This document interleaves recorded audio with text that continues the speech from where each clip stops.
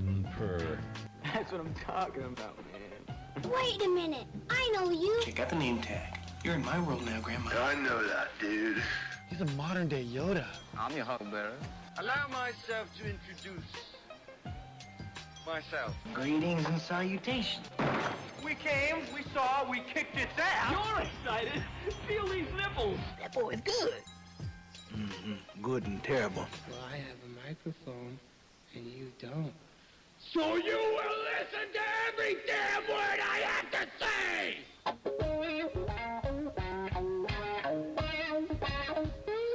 This is the Mike Rutherford Show on the Big X. Sportos and motorheads, geek bloods, wastoids, dweebies, they all adore him.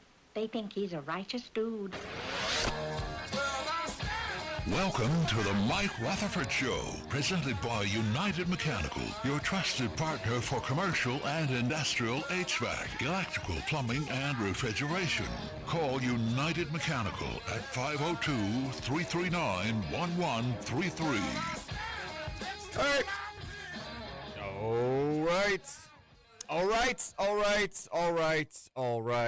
right. Welcome, everybody. It is Monday, December 8th. This is the Mike Rutherford Show, presented by United Mechanical and Nexus Plus, Louisville's newest construction management company. We're coming to you live from the world-famous University of Louisville College of Business Studios, here in the heart of victorious and slightly snowy Louisville, Kentucky. Cards fans, if you want to take your career to new heights, you can do so with an MBA from the University of Louisville.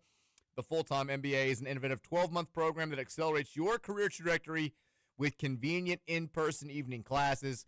Competitive 11-month paid internship opportunities provide you with valuable industry experience. It's the MBA that pays. Get started today, and you could earn your degree in just 1 year. The first step is hopping online and visiting business.louisville.edu. We are on the air today from 2:32 until 5:30 on 1450 AM, 96.1 FM, streaming across the land, including on the Big X Sports Radio YouTube channel, airing live on WBNA Channel 21. You know us better as Big X Sports Radio. Mike Rutherford, Roman Kelly with you on a Victory Monday edition of the show. The Cards take care of business on the court in Indianapolis on Saturday afternoon. We've got lots to say on that front. Volleyball team gets a scare, but advances to a seventh straight Sweet 16. We'll talk about the trip to Nebraska coming up later this week. We've got reaction to the college football playoff. We've got reaction to Louisville's bowl destination, which is not, I mean, let's just say it, it's not exactly what anybody was hoping for. We'll talk about that. We'll take texts from you guys on the Gameday Men's Health text line at 502-414-1450. Lots to get to today. Before we do any of it, we talked to our guy, Roman Kelly, producing the hell out of the show. Per usual, give him a follow on Twitter at RomyBean. Roman, how are you, buddy? Doing well. Glad Louisville got the win over the weekend. Interesting college football playoff stuff happening. So, you know, it's that time of year where sports are fun. It's fun to happen, even watch it happen even as a neutral fan. In terms of me personally, nothing too extravagant happening. Went out with some friends this weekend. We did a little bit of the Whirling Tiger on Saturday. My friend's birthday at O'Shea's last night. So I had a friend. So we had a friend's like adult Christmas party on Saturday night, and one of my buddies was like, we went out. Then they'd gone out the night before for a friend's birthday. He's a little bit younger than I am, but he's like 36, 37. It's one of my good friend's little brothers, and he was like, we went to like the whistling dog, like the whirling like horse. I was like, Whirling Tiger, and he's like, yeah. And I was like, my producer. I was like, Roman talks about going to the Whirling Tiger. He's like, oh yeah, we were the oldest people there by about 10 years. He's like, I didn't know about it. He's like, pretty fun place. Had a good time. You may have seen him there, but glad to know that you had a good time, Roman. That's all that I care about. Great time this weekend. Good.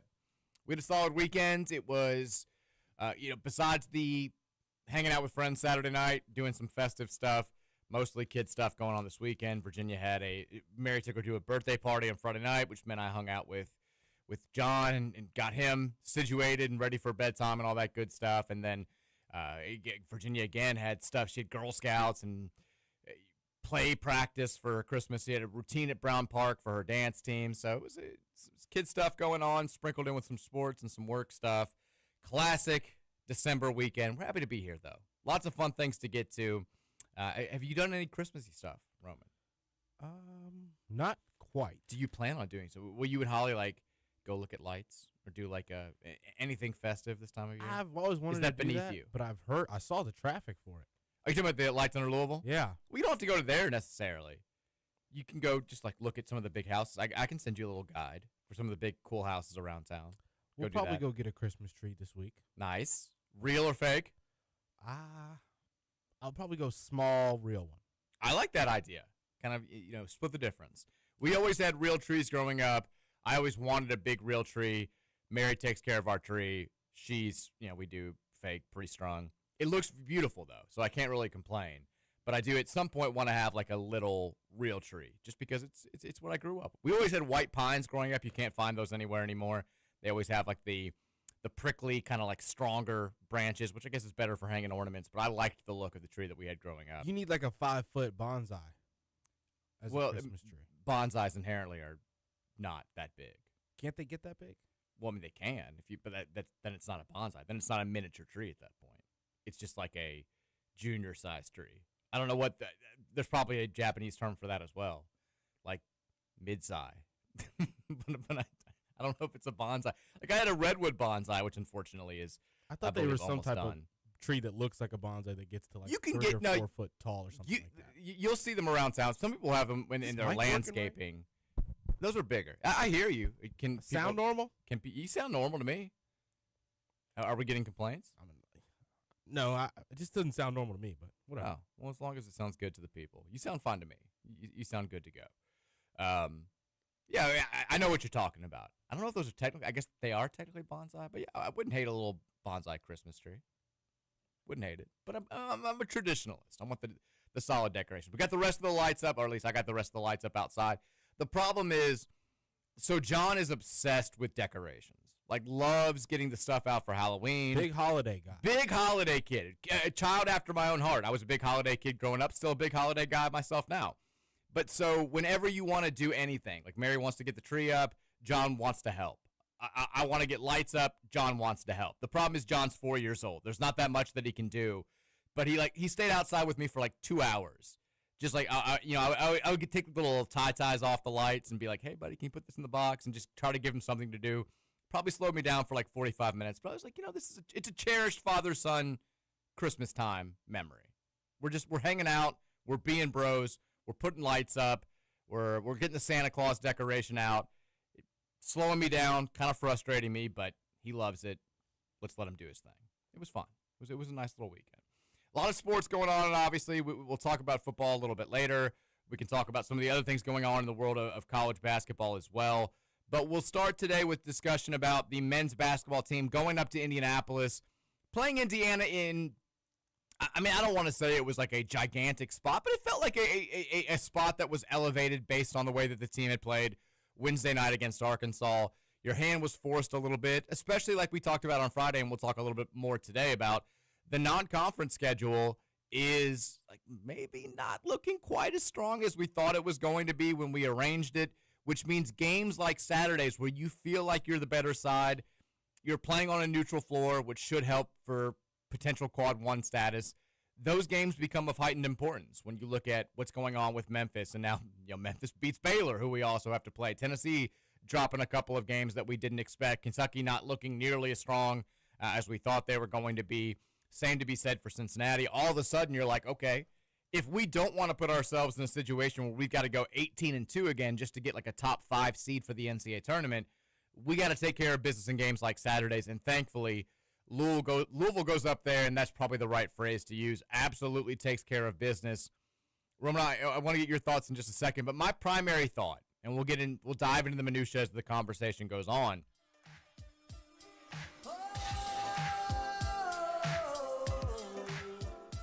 Come on. Yeah. Is this you saying that we're back? Oh, yeah. Oh, yeah? Beat them Hoosiers, Mike. We did. I mean, my primary takeaway was you wanted to see them come out and do two things. One, be the aggressor from the jump. Two, show an increased desire to defend. Because those were the two things, and also rebounding. Those were the three things, I guess, that really, I think, stuck with people after Wednesday night's loss to Arkansas. They did all three, especially the first two. We came out, we played like our lives depended on the outcome of that game. And it was wonderful to see it. And forget about the score. I know we got off to a 16-0 lead.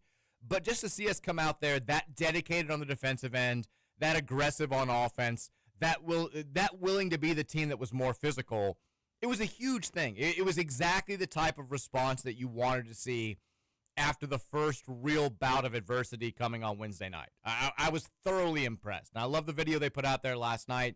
They had Pat Kelsey talking to the team. Apparently, we had 2 days of just hellacious practice after that Arkansas game.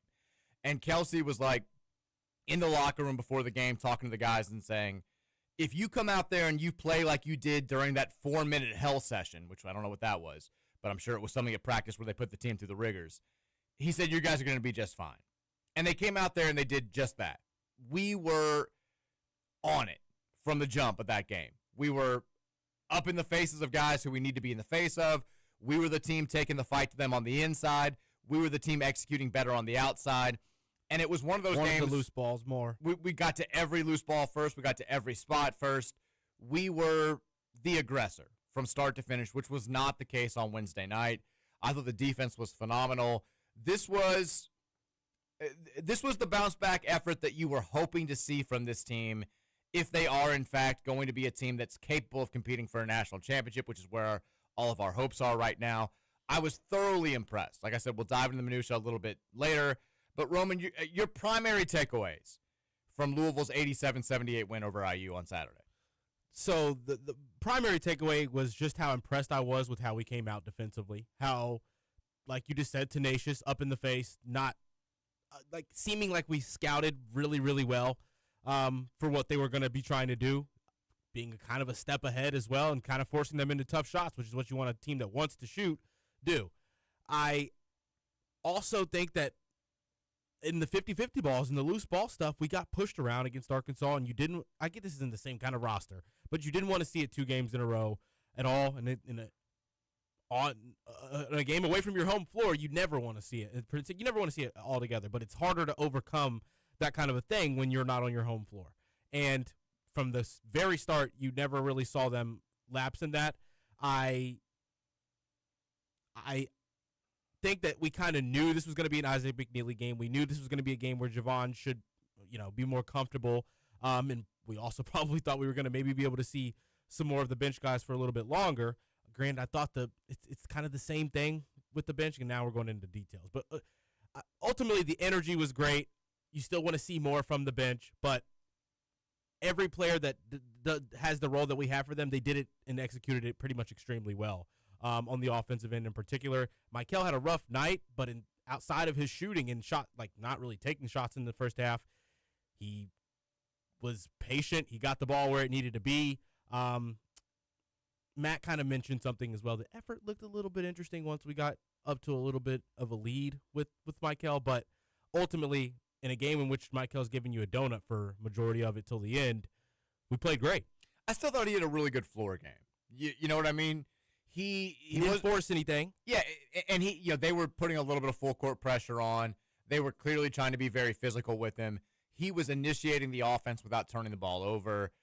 I still thought he did a lot of things well, despite, once again, not shooting the ball that well and not really getting his offensive game off. Sometimes, there are a lot of things that happen in basketball that aren't trackable, that don't get tracked in stats. And one of those is, like when you're getting trapped in full court or they're putting pressure on you at the point of attack, getting into the offense effectively without turning the ball over, being that sound ball handler at times. Like that's a very important part to play in a game like Saturday's, that there's nothing to track that stat outside of like not having turnovers. So I still thought he played well. I thought he didn't force things a lot. He let the game come to him a little bit. Did you see, I mean, bad body language? You think that's an issue? Not. There was a little bit of on the defensive end, like standing straight up again, but I don't even think that's necessarily a product of him not playing well offensively. There's a couple balls that just, you're in the vicinity. And in the beginning of the year, it was the opposite. As kind of a point I made in the Running with Roman show. It's like he was going head first at everything. And there was a couple of moments where it's like, okay, Michael, you could have fought there for that ball there. You probably could have boxed out a little bit harder on a couple of plays. I think he's just eager to get things in transition as soon as that ball goes up. more times than not. But I'm not going to really be concerned with body language, and when we have the lead for the entirety of the game. Yeah, I thought he was fine. I've got no big issues with outside of.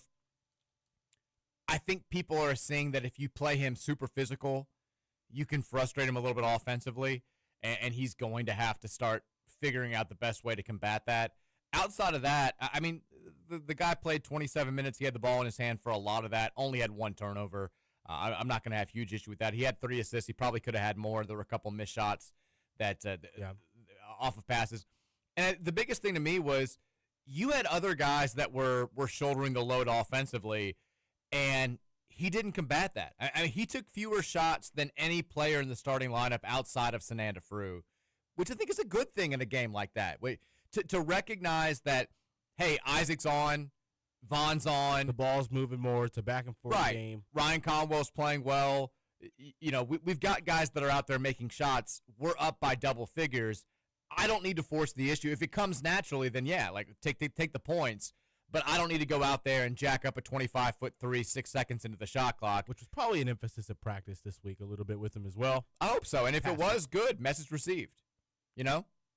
It's a good thing to be coachable when everyone's saying that you're a top 5 pick and you're probably feeling like your stats aren't exactly where they should be. Yeah. The thing that really stood out in this game, outside of us being the aggressor early on, and we're just way better than they are. Did you have that general sense watching when we go to our bench, we don't. I felt this way. I mean, it's not like obviously Ryan Conwell, Michael Brown, and that's just the shooting. When you add McNeely with those 3, that's a different level of attention that they bring.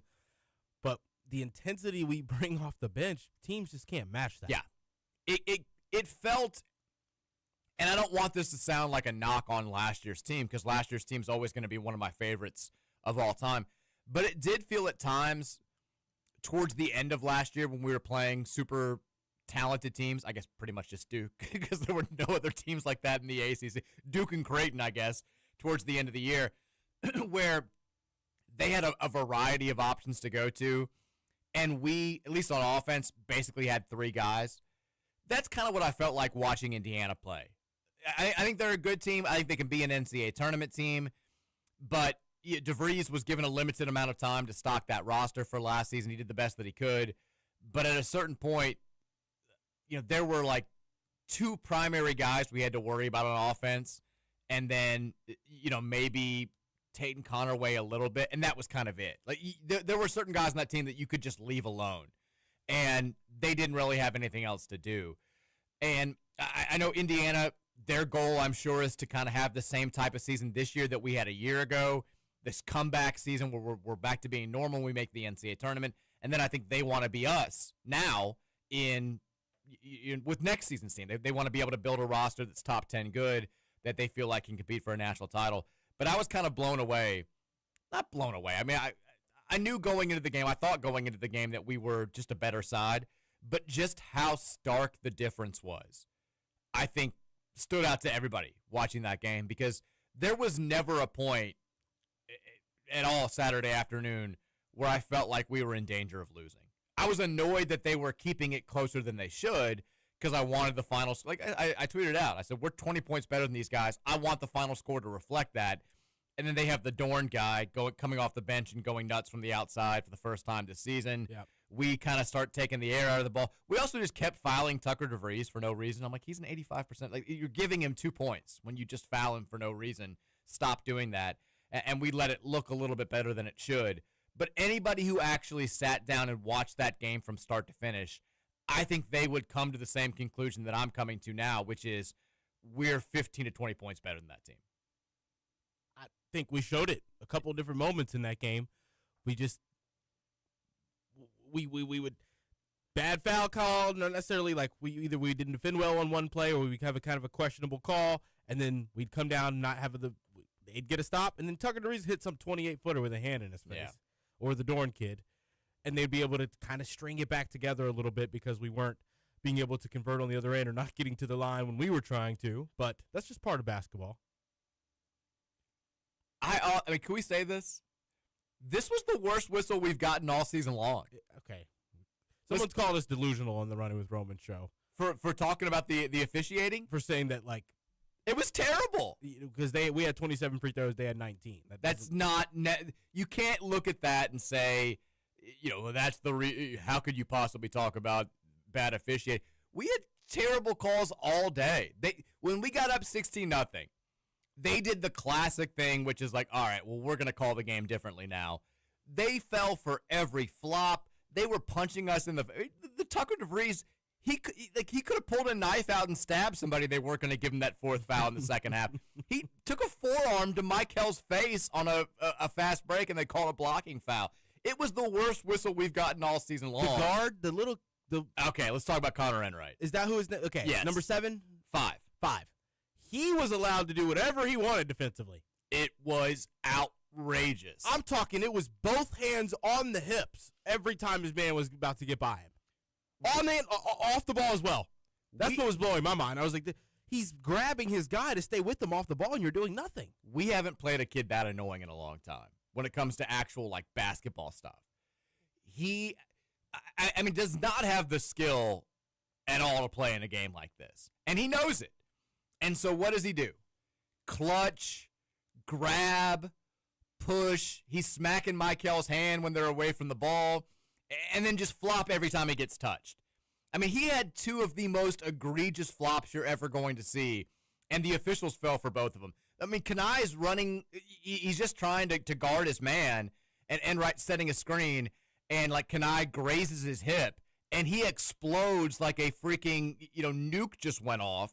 It was and then he draws an offensive foul doing the same. And then he gets up and, like, shoves Kanai, and he's pumping up the crowd. He caused that held ball with Kobe Rogers and, like, tries to get in his face and then, like, daps him up like we're boys. By the way, got beat backdoor 5 seconds later by Kobe for an easy layup.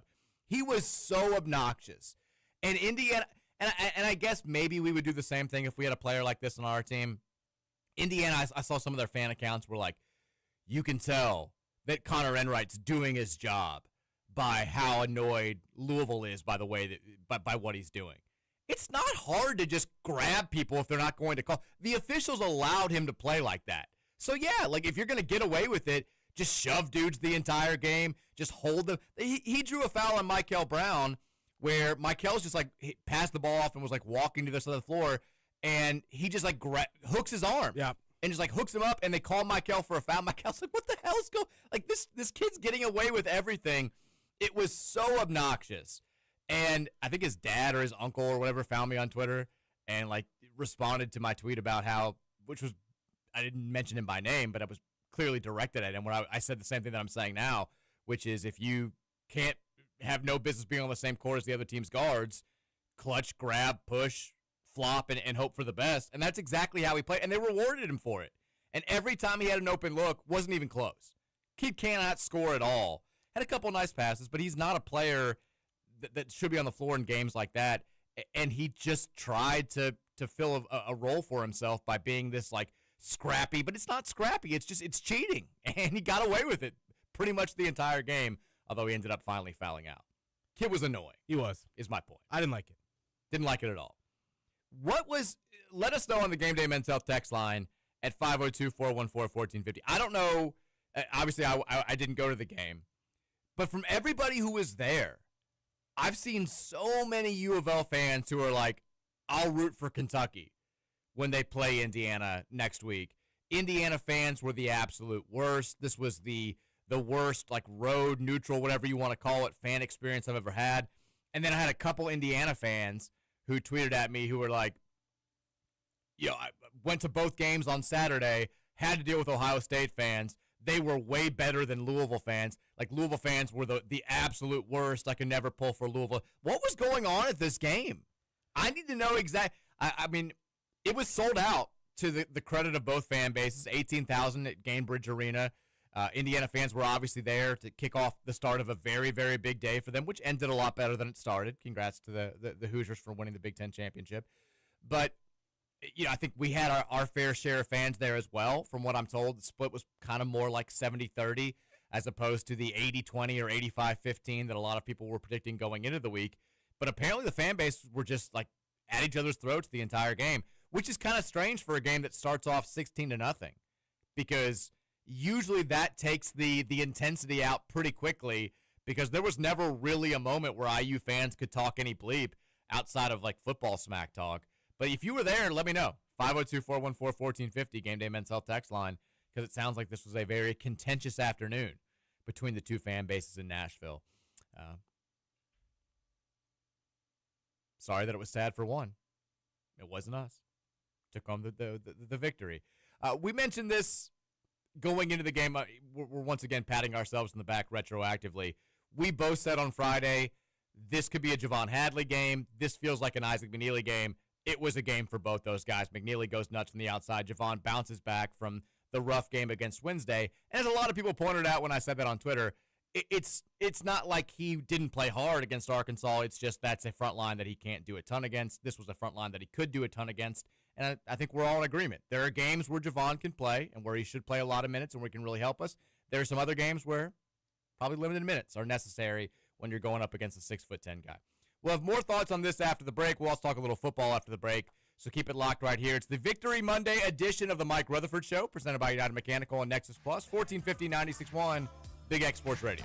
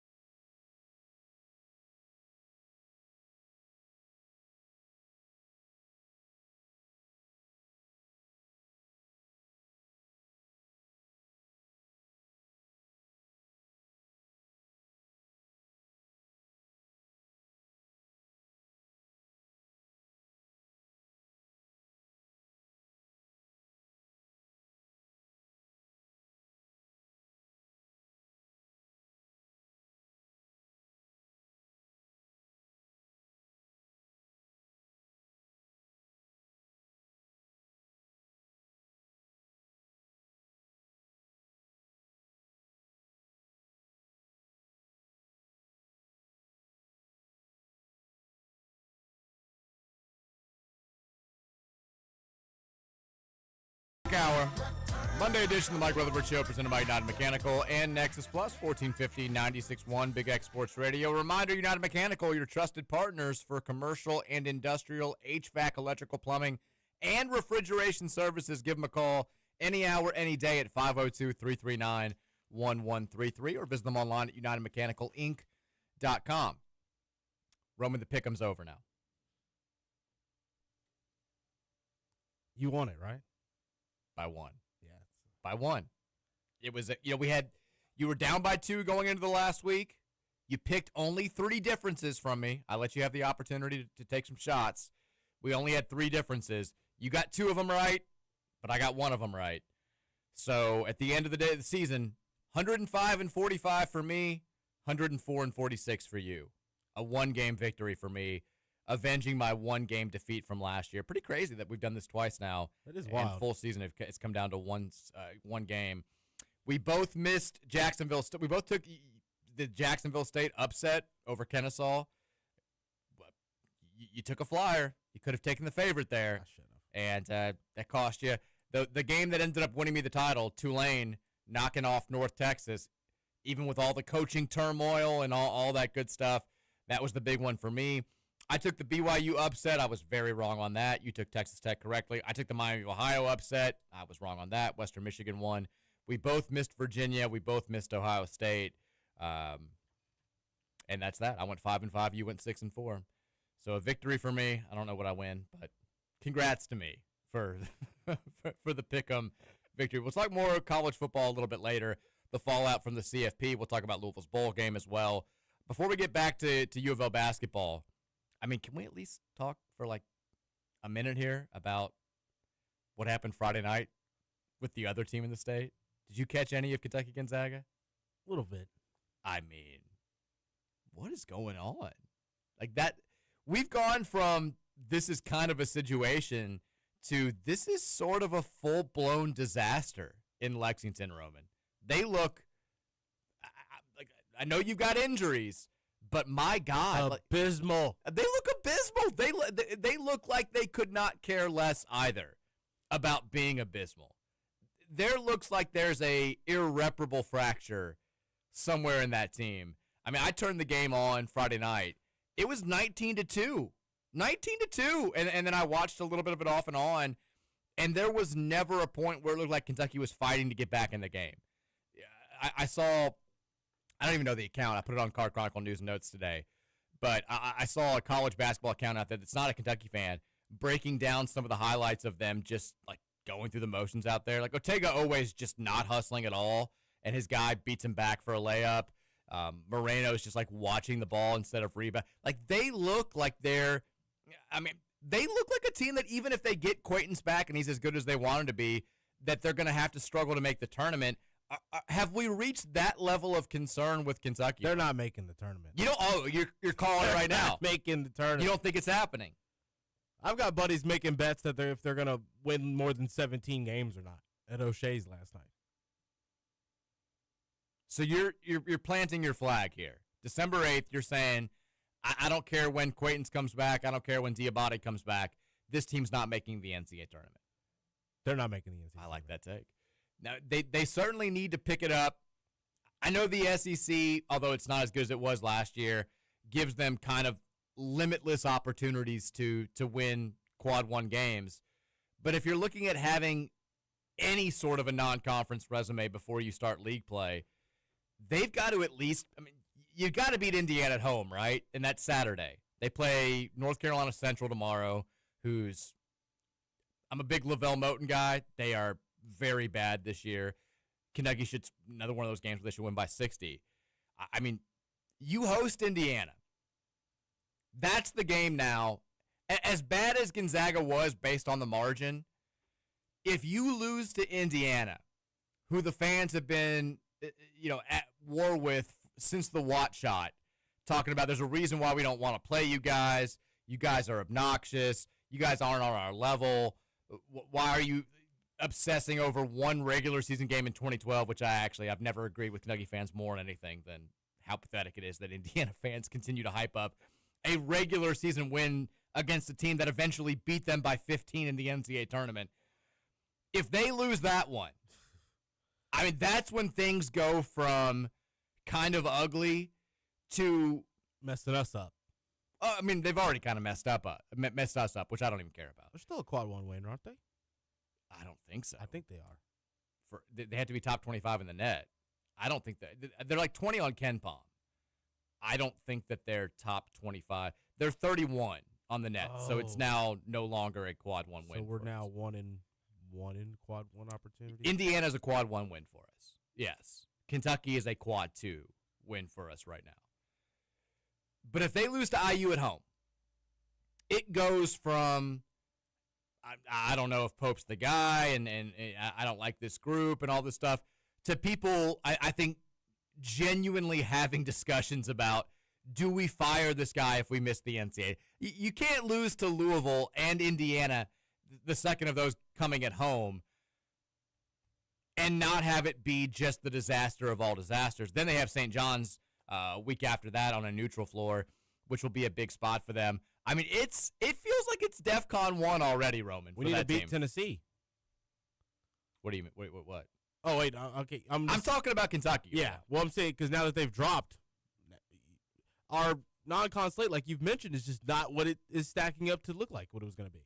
I agree, but right now we're making fun of UK, which is, I mean, I'm trying to tee you up here. Yeah, they're on a Roman rant. They're terrible. They're actively messing up our season right now because of how bad they are. It's only they're probably going to slip. They're going to beat the Hoosiers. Number 5 is going to mess them up. They're not ready for him. Genuine question. So they play Saturday. IU plays Penn State on Tuesday. I mentioned UK's got NC Central. I mean, who do we think wins the game? Kentucky or Indiana? It's in Lexington, but that hasn't really mattered for UK so far this year. Who do you think wins? Indiana. I think Kentucky does. I don't think Indiana's that good. I think Kentucky back against the wall. I mean, what we saw with Indiana is they have a noticeable lack of athleticism, right? Yeah, and I feel like Tucker's the type to like, or not Tucker, but the coach DeFries is the type to like, the Horn kid's going to start now.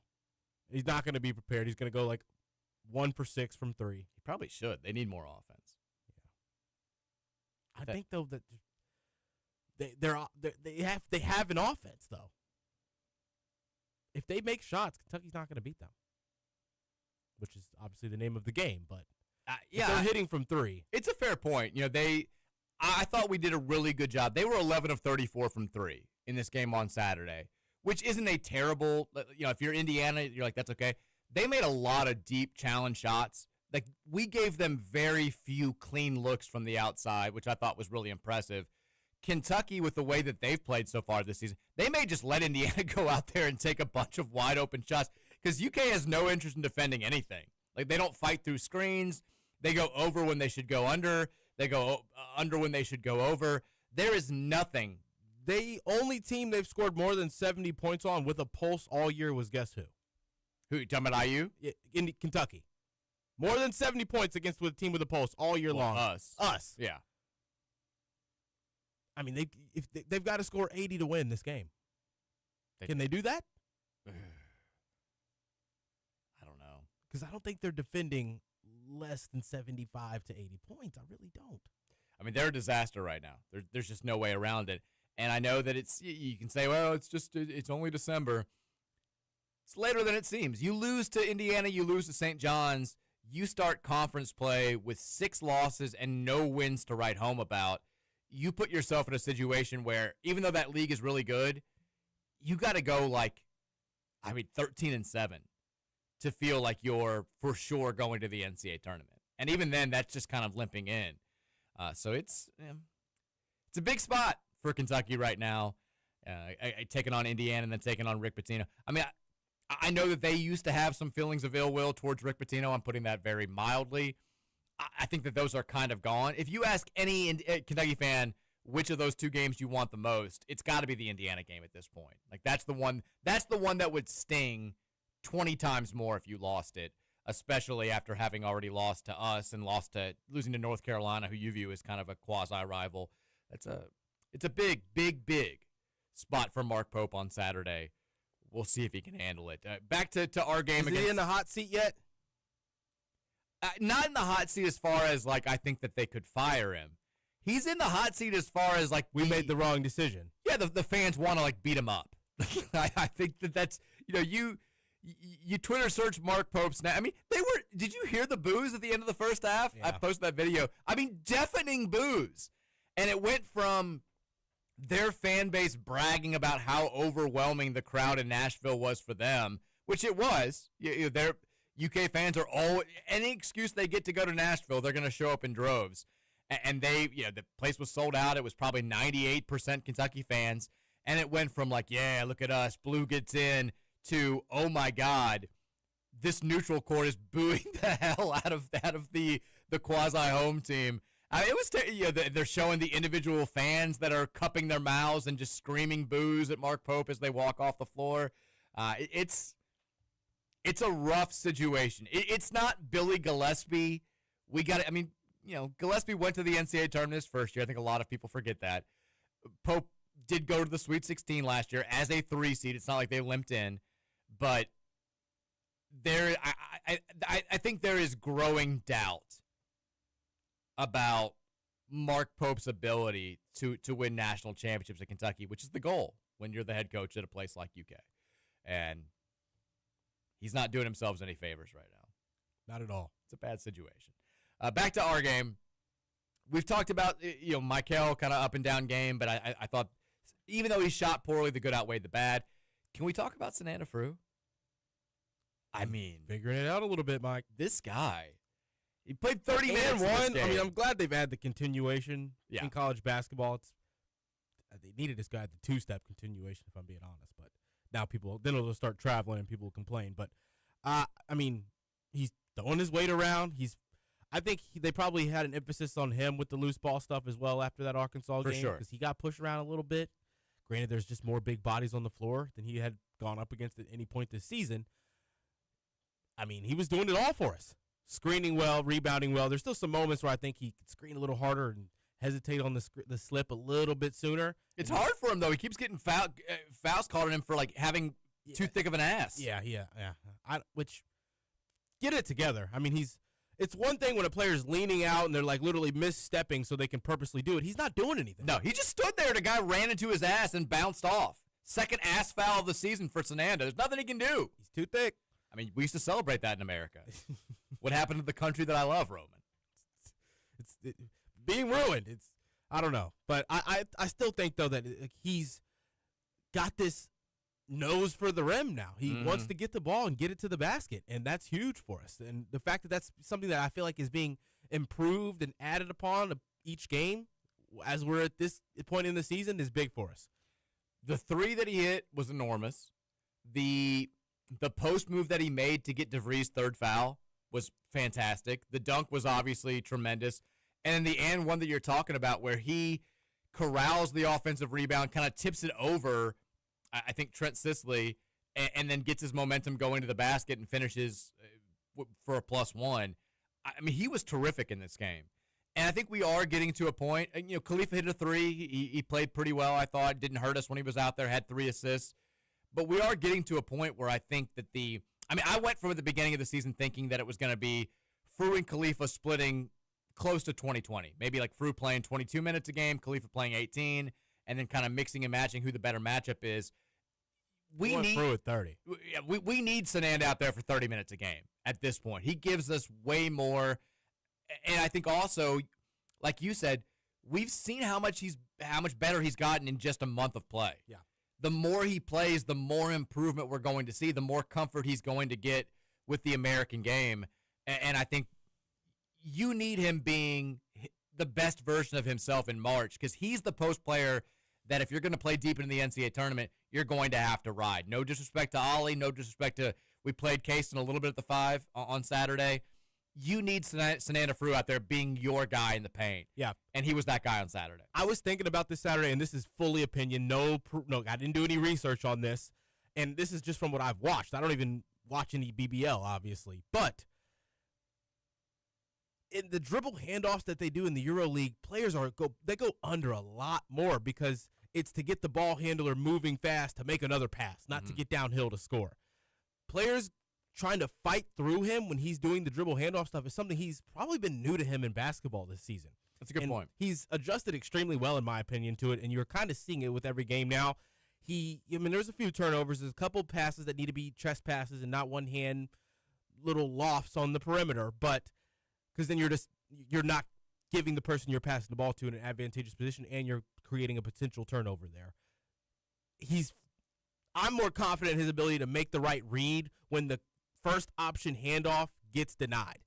Before it was only Ollie. That's why Ollie was spending more time out there, because if Frew isn't getting that inside presence as a roll man and being that threat, and they're not guarding that as a threat like some teams haven't, if the person who he's supposed to hand the ball off to can't get the ball, we don't want Frew out there. And that's kind of already shifted in like the last 2 or 3 games.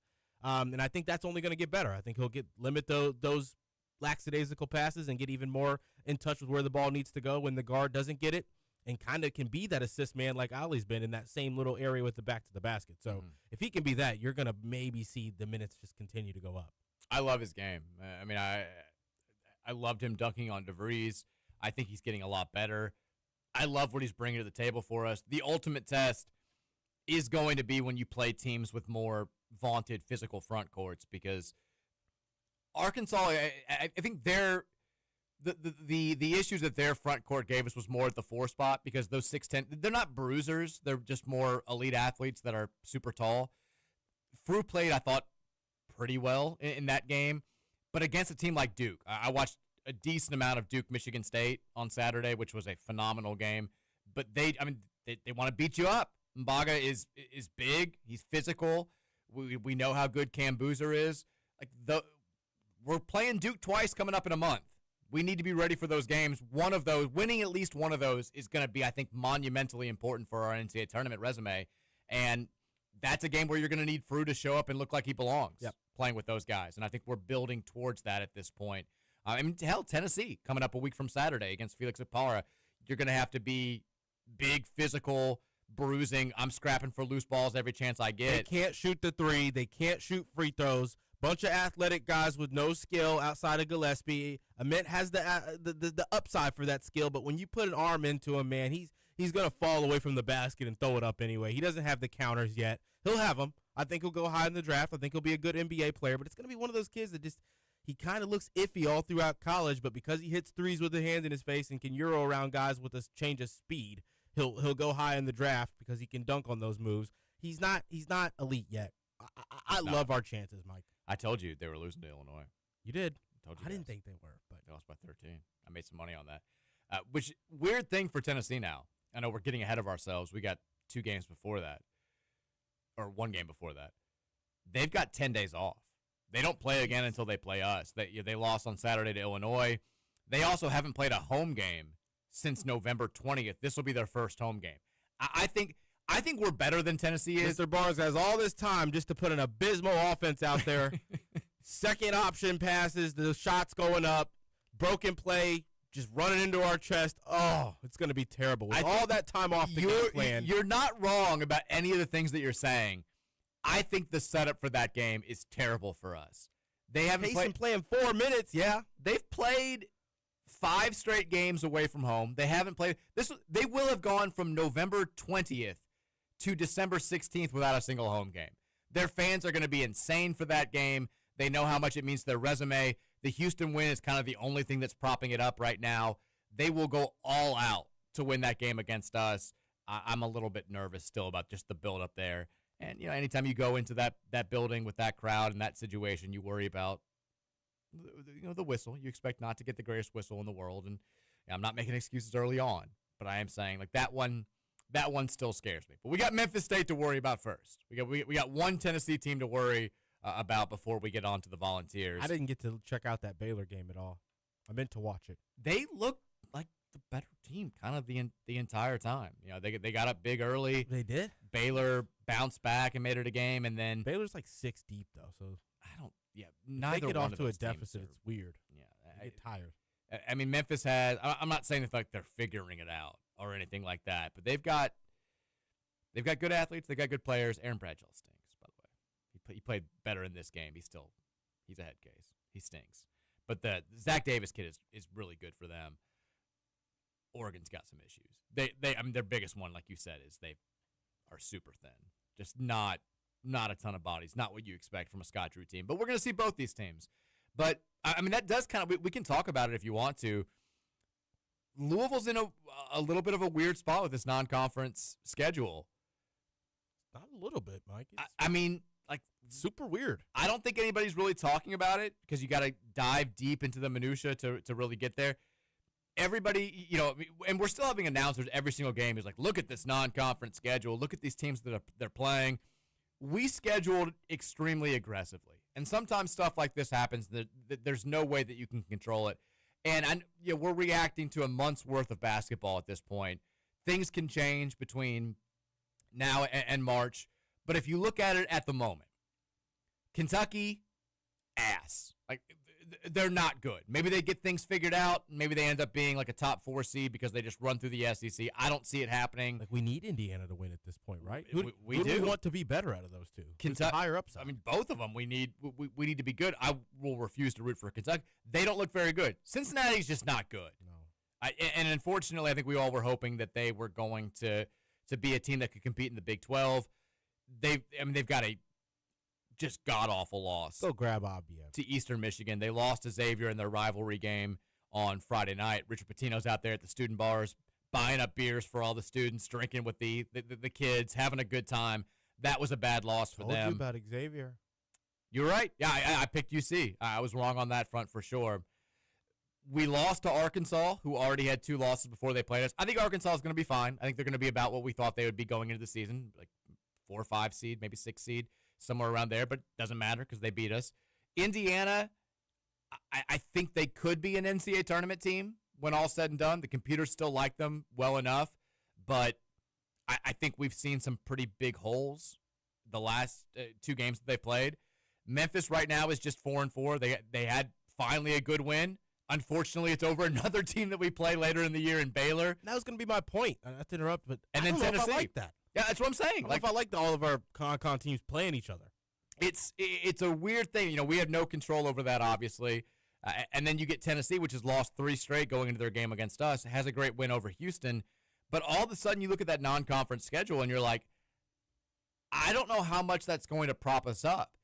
And while the ACC is, without question, I think better, certainly deeper than it's been the last couple of years, there's nobody in the ACC besides Duke that gives you a signature, like, seed line bump type win, right? No. I mean, Carolina doesn't, and they're probably the 3rd best team. Clemson, the computers like them a little bit, but they're not going to be a top, like, I'm not sure they're going to make the NCAA tournament. So State's not really what we thought. My point here is, if we're going to be, say, a top 3 seed in the NCAA tournament, let's assume that we win at least one of the Memphis and Tennessee games. Obviously, winning both is ideal. But even if that's the case, if we're going to be a top 3 seed in the NCAA tournament, you almost have to win one of the 2 Duke games, right? Definitely.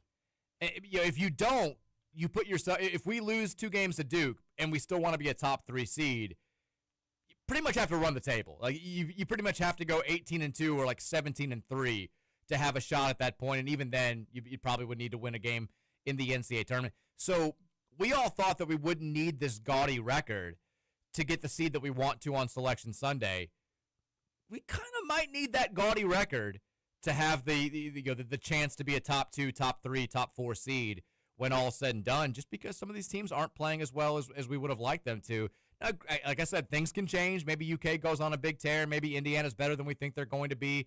Maybe Tennessee rips up the SEC and Memphis gets it right and they make the NCAA tournament. But as of right now, the snapshot of this moment, it's not nearly as strong of a non-conference slate as we thought it was when we scheduled it. And that puts you in a little bit of a weird spot. 1, it makes these 2 games coming up more important than they would have been otherwise. 2, it puts a heightened importance on the 2 Duke games, which unfortunately, still the dumbest thing the ACC could have done with its schedule, are both going to be played in the first month of conference play. We go, we host Duke Tuesday night. We don't even get a Saturday game. January 6th, after making that West Coast trip to start the new year. And then we go and play them at their place on Big Monday on January 26th. So you kind of got to win one of those if you're going to get where you want to be by Selection Sunday. And I hate saying that, but it's sort of where we were. Blame Kentucky. Blame Mark Pope. Blame Wes Miller. Blame whoever you want to blame. But we're in a weird spot. We fell to 11 in both polls today. That's important for a big-time reason that we can talk about after the break. We also want to hear from you guys. Hour number 2 is always the text line hour. Hit us up on the Game Day Men's Health text line at 502-414-1450. So we'll talk about a couple of things after the break, and then we'll quickly get to your all's thoughts. I know the text line's loaded up. It's Monday. It's what you guys do. We appreciate it. Hit us up, 502-414-1450. We're back after this here on the Mike Rutherford Show, 1450 The Big X.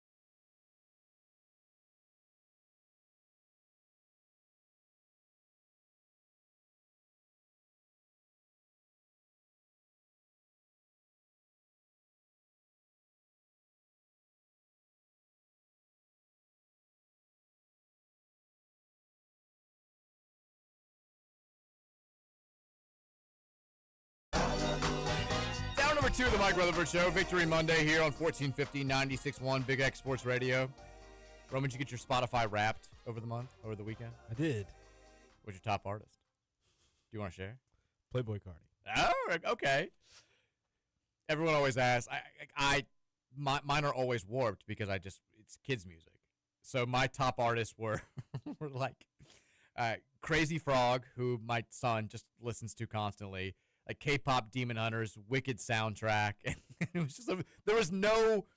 Every now and then I think like two of my top 5 most played songs were actual songs that I listened to, but it was like Axel F by Crazy Frog, For Good from Wicked the musical. Like I was just like Jesus, like it just ruins everything. And I always forget too, like there's never one because I've had Spotify for I guess 8 or 9 years, so predates kids, and I used to get excited to see the end of year stats. And so, like, last year, it was like, oh, my God, here we go. And it was like, Peppa Pig. You listen to more than it. It's like, Jesus Christ, this is terrible. It's a Little Baby Bum a couple years before that. So every single year, I forget that my stats are going to be completely dominated by kid stuff, which sucks. No Playboy Cardi for me in the top 5. Yeah, Playboy Cardi, Future, Young Thug. It's not that I respect it. 502-414-1450 is the Game Day Men's Health text line. We'll get with you guys momentarily. Roman, this week in the AP poll, it's a special week on the men's college basketball side of things. Do you know why? Just read it, sent it to the group chat just now. This has become a thing the last handful of years where I don't even know how this got started. I don't even know who noticed this. But since 2003, the 03-04 season, every single college basketball on the men's side national champion has been ranked in the top 12 of the week 6 poll.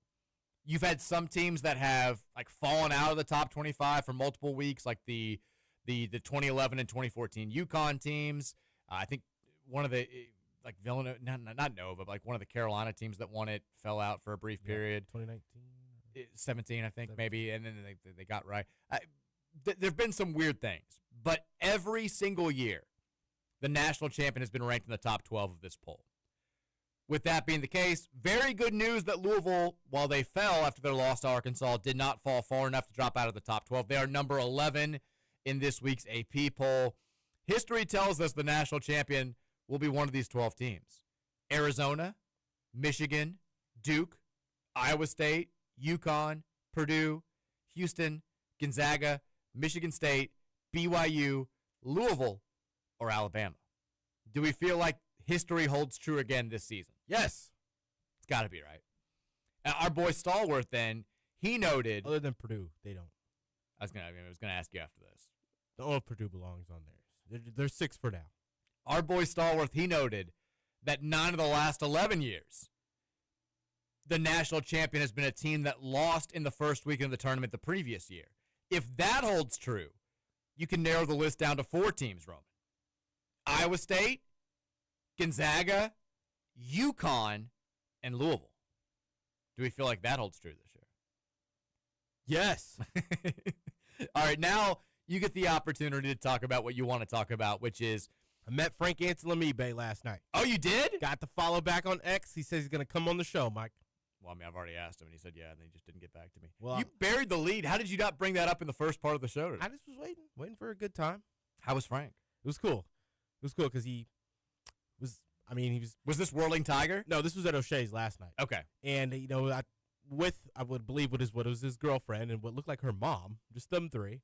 He goes to the back. I was like, oh, there's Frank. I got to talk to him. I hope that was her mom for your sake. Well, this is the thing. I was like, I can't go up to this table if that's, that's, I don't know who that is, so I can't go up to this table. Plus, he's with the girl hugging him and stuff. Like, I'm not going to go interrupt this. Right after that, he gets up and goes to the bathroom. I'm like, he's not sitting back down without chatting to me. Go to the bathroom. I see him coming out, walk up to him, and he, has this, I walk up to him immediately with my hand out to shake his hand, introduce myself, and I'm like, my name's Roman. He's like, Roman? I'm like, yeah, that's me. You've probably seen some tweets. And he laughed. And I said, I co-host on Mike Rutherford show. He's like, okay. And he said, yeah, we're going to try to come on if they can find some time. I think they have a bit of a break and an off day sometime in the next couple of weeks. So you got a week off this week. I think Wednesday, maybe we might be able to. All right, would love it. Maybe. That's what he said. So I don't know if that's going to happen still. But we'll shoot him a DM, Mike, see if we can get him on. Let's make it happen. We're friend of the program now. We love Frank. You get an opportunity, though, now to talk about the fact that Iowa State went on the road and didn't just take down previously number 1 Purdue in West Lafayette, but beat them 81-58. Outscored them by 19 in the second half. Just thorough dismantling of the team that was everybody's national title favorite going into the season. Are you now taking has the victory lap started? A little bit. Okay. Because, it just so happens that I stated when this Purdue team gets matched up with a team that has some guys who can defend out on the perimeter and has some guys who can take the ball into the basket out on the perimeter, they will struggle on those two ends of the floor against that kind of personnel. And now, look, Mike, they've officially done so. Just that offense, just abysmal when they can't create outside of really Braden Smith, because he's the only true playmaker on that team. Granted, he still had a good passing game. He was still able to get his teammates involved in the possessions where they were making something happen. But if it's not him with the ball in their hands creating and he's not able to be that dangerous scoring threat, they're not as dangerous as people think they are. I've tried to explain it. I'm still figuring it out. Kaufman, Wren just no-showed. 1 for 8 from the field. No foul trouble or anything like that. He's not a true threat from 3. And if you defend him well without fouling, he's not all that skilled. He's just big, and he's a good finisher at the rim, but he doesn't have a lot of moves. They handled him. Fletcher Lawyer's weak. Can't shoot. TJ Otzelberger, Duke can coach. He can. And there was a reason why we talked about him a lot. I know he wasn't going to leave Iowa State for anywhere, but my God, that guy. They've been playing without Taman Lipsey for a lot of this season, who's probably their best offensive player, very good defensive player as well. And they've been just lights out, even with him not being fully himself this season. They're awfully good. That was a incredibly impressive performance. But, I think it was one of those that probably says maybe more about Purdue than it does about Iowa State. Certainly spoke volumes about both sides, but losing by 23 at home to anybody was a shock. I did love Rothstein. He was like, it's the largest loss that they've ever had, at home. And people were like, it's not even close. Like, they lost to Indiana at home by 38 3 years ago, and there's 17 more losses that have been more lopsided than that one. They just threw it out. I was like, do you just say stuff and just not expect anybody to call you out? That was a bad tweet. But Purdue goes down. Big weekend in college basketball. We mentioned Duke. Big win for the ACC. They go on the road and knock off Michigan State. They love Michigan State, Mike. Say what? The net, the books, the AP. Everybody loves Michigan State. They had a great resume. They got beat at home, though. They should love Duke now because Duke has probably got the best resume outside of Arizona. Michigan's been the most impressive team, but Duke they played a gauntlet, and they are 10-0 now. Do you see the video that their official account posted? Who? Duke's official Twitter men's basketball account. No, what'd they say? They were made some new friends in East Lansing today, and it's this video of, I think, Cam Boozer walking off the court, and just these these students above the tunnel just kind of mother effing him up and down as they're blanking it out, obviously. But you usually don't see official accounts post stuff like that. That Duke Twitter account gets kind of wild. It was pretty crazy. But they've definitely got somebody my age running that page. You have to. But they got the job done. Arizona destroyed Auburn, won that game by 30. Michigan beat Rutgers by 41. Houston handled your boy Luke Locks in Florida State by 15. They're weak. Yeah. Illinois, as mentioned, knocks off Tennessee by 13. St. John's has some issues. They barely beat Ole Miss. That was the only other bet I made this weekend was Ole Miss. I saw the live line at halftime was Ole Miss plus 14.5. I was like, well, they're not going to. St. John's didn't win that game by 15 points. Let's load up on the Rebels here. Washington goes on the road and knocks off USC. And then Arkansas keeps the momentum going with a big win over Fresno State, 82-58. Big weekend in college basketball. A little bit of a lighter slate ahead this week, which is typically the case in December, but some big games next weekend to talk about. North Carolina, by the way, beat Georgetown by 20 on Sunday as well. That helps the ACC out a little bit. 502-414-1450 is the Game Day Men's Health text line. Let's take some texts from you guys. As usual, on a Victory Monday, the text line is absolutely loaded. Let's get to it. Texter says, we didn't really get into the baked beans bowl at all. What do you want me to say? We're going to the Boca Raton Bowl to play Toledo. There you go. We'll talk about it a little bit later. Dave, teacher from Jeffersonville, said a great book signing at Barnes & Noble. Sold out of book 1 of my trilogy. That's awesome. That's great. Then I watched the Cards smack the Hoosiers as I ate Mama's wings. Perfect Saturday. That does sound like a perfect Saturday. Thank God Notre Dame didn't make the playoffs. Bunch of whiny bleep heads with a watered-down ACC schedule. Anyway, what needs to happen for Signetti to leave IU? NFL job. Need that guy out of my life. I don't think he's leaving anytime soon. I do. Let's bring it up, I guess, briefly, because I see it. If he wins a playoff game, I think he could get poached. If he wins like the CFP or just a playoff game? Just like one playoff game. I don't know, man. I think somebody will come calling. I think they'll come calling, but Indiana seems to, wherever they're getting this money, I don't know if it's just Mark Cuban or somewhere else, they're just, they're outbidding everybody for everybody. But let's talk a little bit about this weekend, because I see a handful of texts coming up. One, Indiana beats Ohio State in the Big Ten championship game. We both thought Ohio State would win, even though it did feel like a game that mattered more to the Hoosiers than the Buckeyes. They also were going to have probably kind of a little bit of home field advantage with that game being played in Indianapolis. Still, I was surprised watching most of that game over at my buddy's house when we were doing the Christmas party. They beat Ohio State in a slugfest. I mean, like, it's crazy seeing Indiana be the more physical team against Ohio State, which has every 5-star defensive and offensive lineman on God's green earth on their roster. I still am having trouble processing that Indiana just went 13-0, beat Ohio State to win the Big Ten championship, and is going to be the number 1 seed for the college football playoff. It's insane, Roman. It's ridiculous. And I kind of hate it, if I'm being real. People are like, oh, you're just jealous. Yeah, obviously. It's not fueled by my lifelong hatred of Indiana football. I haven't cared one damn bit about Indiana football my entire life, and now here they are going to back-to-back CFPs, winning a Big Ten championship for the first time in 80 years. You're damn right I'm jealous. Yeah. This is what I want for my lifelong, kind of also-ran program. This is supposed to be us. Yes, I'm 100%. My disdain for IU is 100% rooted in jealousy. No question about it. I can't really. It's still hard to believe that they're doing this. It's insane. I knew, all my buddies were like, oh, Ohio State wins this game close or wins this game easily, and I'm like, no, Indiana's they play close games. They don't back down. They're actually seriously good, and they got the job done. I was even watching. I still didn't think it was going to happen though. It's nuts. You can't win with field goals. In that first half, I just didn't think they were really actually getting to the red zone with enough efficiency to continue that, and they did. And then the other big story from the weekend, obviously, is what happened with the college football playoff. First of all, it looked like worst-case scenario for the ACC Saturday night. I mean, Duke, I felt like the officials tried to help out Virginia down the stretch. There was a atrocious pass interference call on their last drive. They tie the game up. They send it to overtime. And then Duke still finds a way to get the job done. They intercept Chandler Morris to end the game. And they become an 8-5 ACC champion with a 1-3 non-conference record.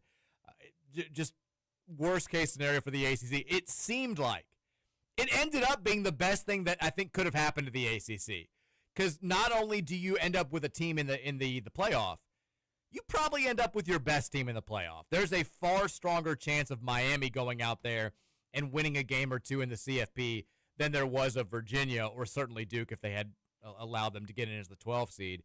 So Miami gets in. They leapfrog Notre Dame. It made seemingly no sense. I still liked it. I was glad that Miami got in. I was glad that some sort of logic prevailed when it came down to two teams. I told you they were doing this, though. Remember that? Like 4 weeks ago when I was like, conspiracy theory. They keep pitting Miami and Notre Dame against each other so that no one really looks at that, whoever that last SEC team is, and they just accept the fact that it's Miami or Notre Dame. It's not even an argument with the other two. That's exactly what they did, because they both have cases to be in over Alabama, but they really didn't want to drop that last team who got beat in the ACC championship game, and what we thought would happen is exactly what wound up happening. Now, what do you make of Notre Dame taking their ball and going home and saying, well, we're not playing in a bowl game? Loser mentality. It's a loser mentality. They also then called out the ACC today. And they were like, you did nothing to promote us. You actively worked against us. That's what you get. You're not in the conference. That's what you get. Okay, you're not in our group. You want us to actively work for you. How about you be an active member of the league? Oh, and they're like, we're having a press conference today to talk about this. Oh, what are you going to do? Not join the conference? You already are a member of the conference. Shut the hell up. Maybe join a league. Maybe play a competitive schedule. Maybe don't lose to the only 2 teams with a pulse on that schedule. You did this to yourself. Cry. Stop it. Get out of here. I don't feel bad for him one bit. Don't feel bad for him one bit. Now, here's the follow-up question. This was the year that I said I was going to try to be Mr. Go ACC guy. And I blamed Greg Sankey, and I said they forced me to do this. I don't like these ACC teams. I've always actively rooted against them. To me, that's what conference affiliation is about. But we're now in a situation where we need the league to be as strong and as financially stable as possible. Are we rooting for Miami? Yes. I am. Yeah. Let's go. Plus, we beat them, so that helps too. I'm rooting for Miami, and I'm rooting for James Madison.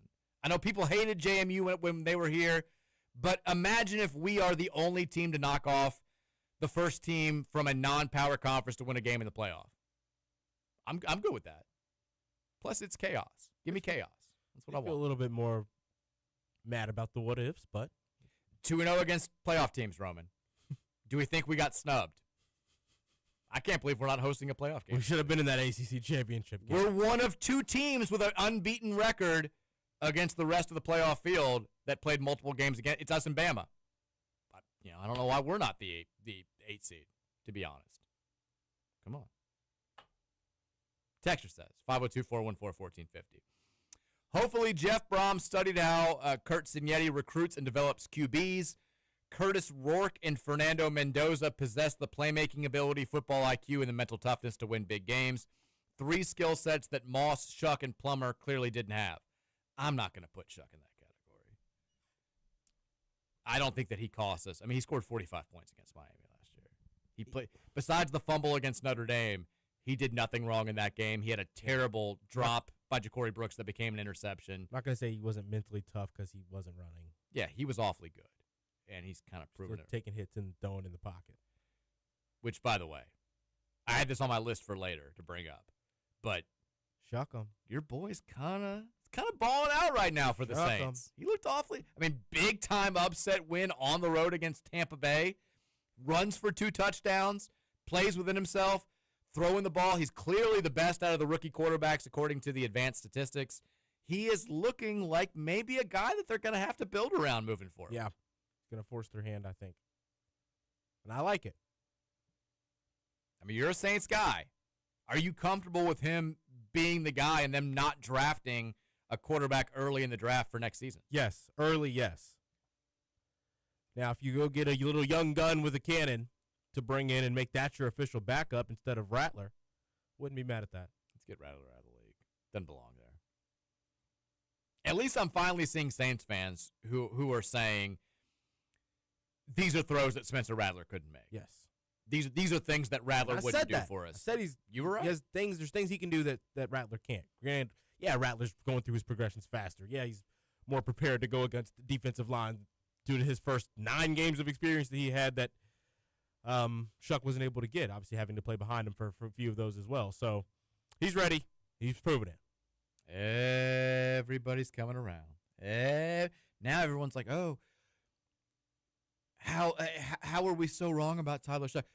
You saw one weird throw that he made at Pro Day, and you acted like that was the only film that was available. And the same reason you guys are wrong about a guy who throws it 80 yards and ends up a backup in 2 years and out of the league in 4. Yeah. He made a weird shovel pass fall into the ground against Stanford that got picked off. Cool. He threw like 5,000 passes in his college career. That was one of them. And everybody just shared that clip. Ridiculous. Shuck was always going to ball. If you watched him at all for a full game last season, you knew he had NFL caliber stuff. Texter says, Notre Dame can bite me with their crybaby antics and entitlement syndrome. If they want to cut ties with the ACC, please do so because I'm beyond caring about their prestige and fake benevolence. Want to make a real stand aligned with your supposed values. End your athletic program and have your alumni donate the money they spend on sports to the poor instead of your hypocritical stand against the big bad ACC and ESPN while taking in tens of millions from Comcast. Good riddance. Basically. I mean, that was going to be the only non-playoff bowl game that anybody cared about. Notre Dame versus BYU, the first two teams left out. It's going to be in the Pop-Tart Bowl. And Notre Dame was like, no. Where? I mean, it's been the best team you've played this year that you had a chance to beat. Yeah, it's a transfer to get your guys who committed to you more football experience and exposure. That's just because you're mad. Think about the kids on the team that are wanting to play football and not caring about anything else to do with anything else. That's just, we're focused on winning a national championship in 2026. Let the players take a vote. Then you'll end up at that game. Have you seen Notre Dame's schedule for next year, by the way? I have not. Look at this murderer's row. Wisconsin, in Green Bay, who stinks now. Rice, stinks. Michigan State, awful. At Purdue, terrible. At UNC, bad. Versus Navy, ugh. Miami, okay. Boston College, SMU, Stanford, Syracuse, USC. It's terrible. They go 10-2 again next year. They're getting left out again next year. Although, have you seen there's a new, there's a new memorandum of understanding, apparently, between the CFP and Notre Dame.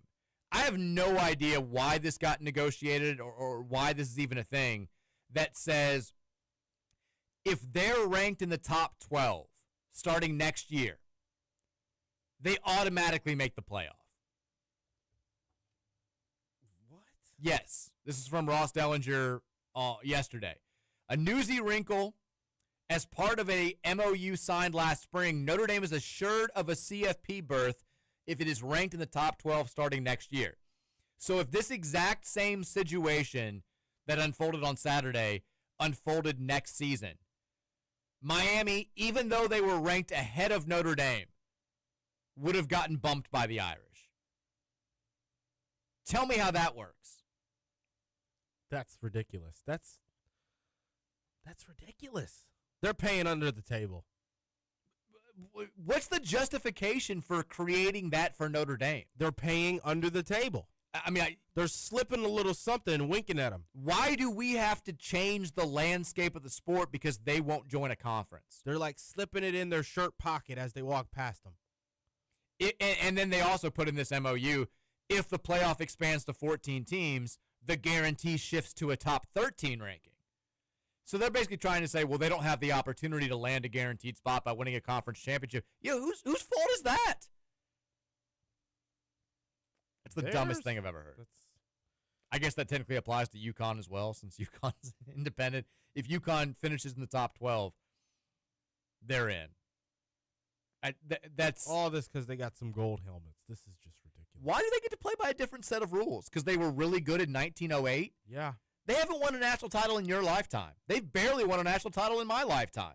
1988, last time that they've gotten rings. Ridiculous. Texture says, this is Roman Hater. Ha ha, suck at Notre Dame, you bleeping losers. Grow up and join a conference and get over yourselves. I did not think the first 4 texts of today were going to be about Notre Dame football. Either. That's where we are. Or about football in general. Texture says, Sananda Fru is elite. Also, Ryan Conwell is a gem that I don't know you will be able to replace in the portal every year. How do you find people to fill his role after year after year after year? Do you all think Terrence Edwards kind of filled that role last year? RC is just so pivotal to what this team wants to do. He also was, this is another thing that I heard from, you could kind of pick it up on TV, but from people that I knew who went to the game, apparently Indiana fans were just like brutal on Ryan Conwell. He's an Indiana kid. He doesn't get recruited heavily coming out of high school. He ends up transferring to Indiana State for his sophomore year and becomes kind of a breakout star in that great Josh Schertz team. He then goes to Xavier last year, becomes an even bigger star, and IU fans just assumed that he was going to go there when he hit the portal. Instead, we get him, and they're all pissed off. I think you kind of lose the right to feel like you got spurned by the hometown kid when you didn't recruit him coming out of high school. when a guy from Indiana goes out there and crushes it in college basketball at a lower level, like, you don't have that same ownership. There's not that same loyalty that you expect when you're recruiting a local kid coming out of high school. Like, if we didn't recruit, we didn't recruit Dwayne Sutton coming out of high school, and he goes to UNC Asheville and becomes a really good player. If he had transferred to Florida instead of Louisville, I don't think we could be like, well, how could you do that to us? We didn't recruit him out of high school. Go wherever he wants. I'm glad he came here, for sure. But they were booing him like a local kid who chose to leave the state and give middle fingers up, who'd been like a diehard IU fan his whole life. He grew up rooting for Louisville. Get over yourselves. This is why you haven't been to an Elite Eight in 55 years. Shut up. I love RC, though. He's an absolute beast. He always shows up. Constant. Body language is the same. Cool, calm, and collected. Same guy every day. That's why I love him. And plus, he's a baller. Take a break. When we come back, 4 o'clock hours up next. More text from you guys at 502-414-1450. Keep it locked right here on the Big X.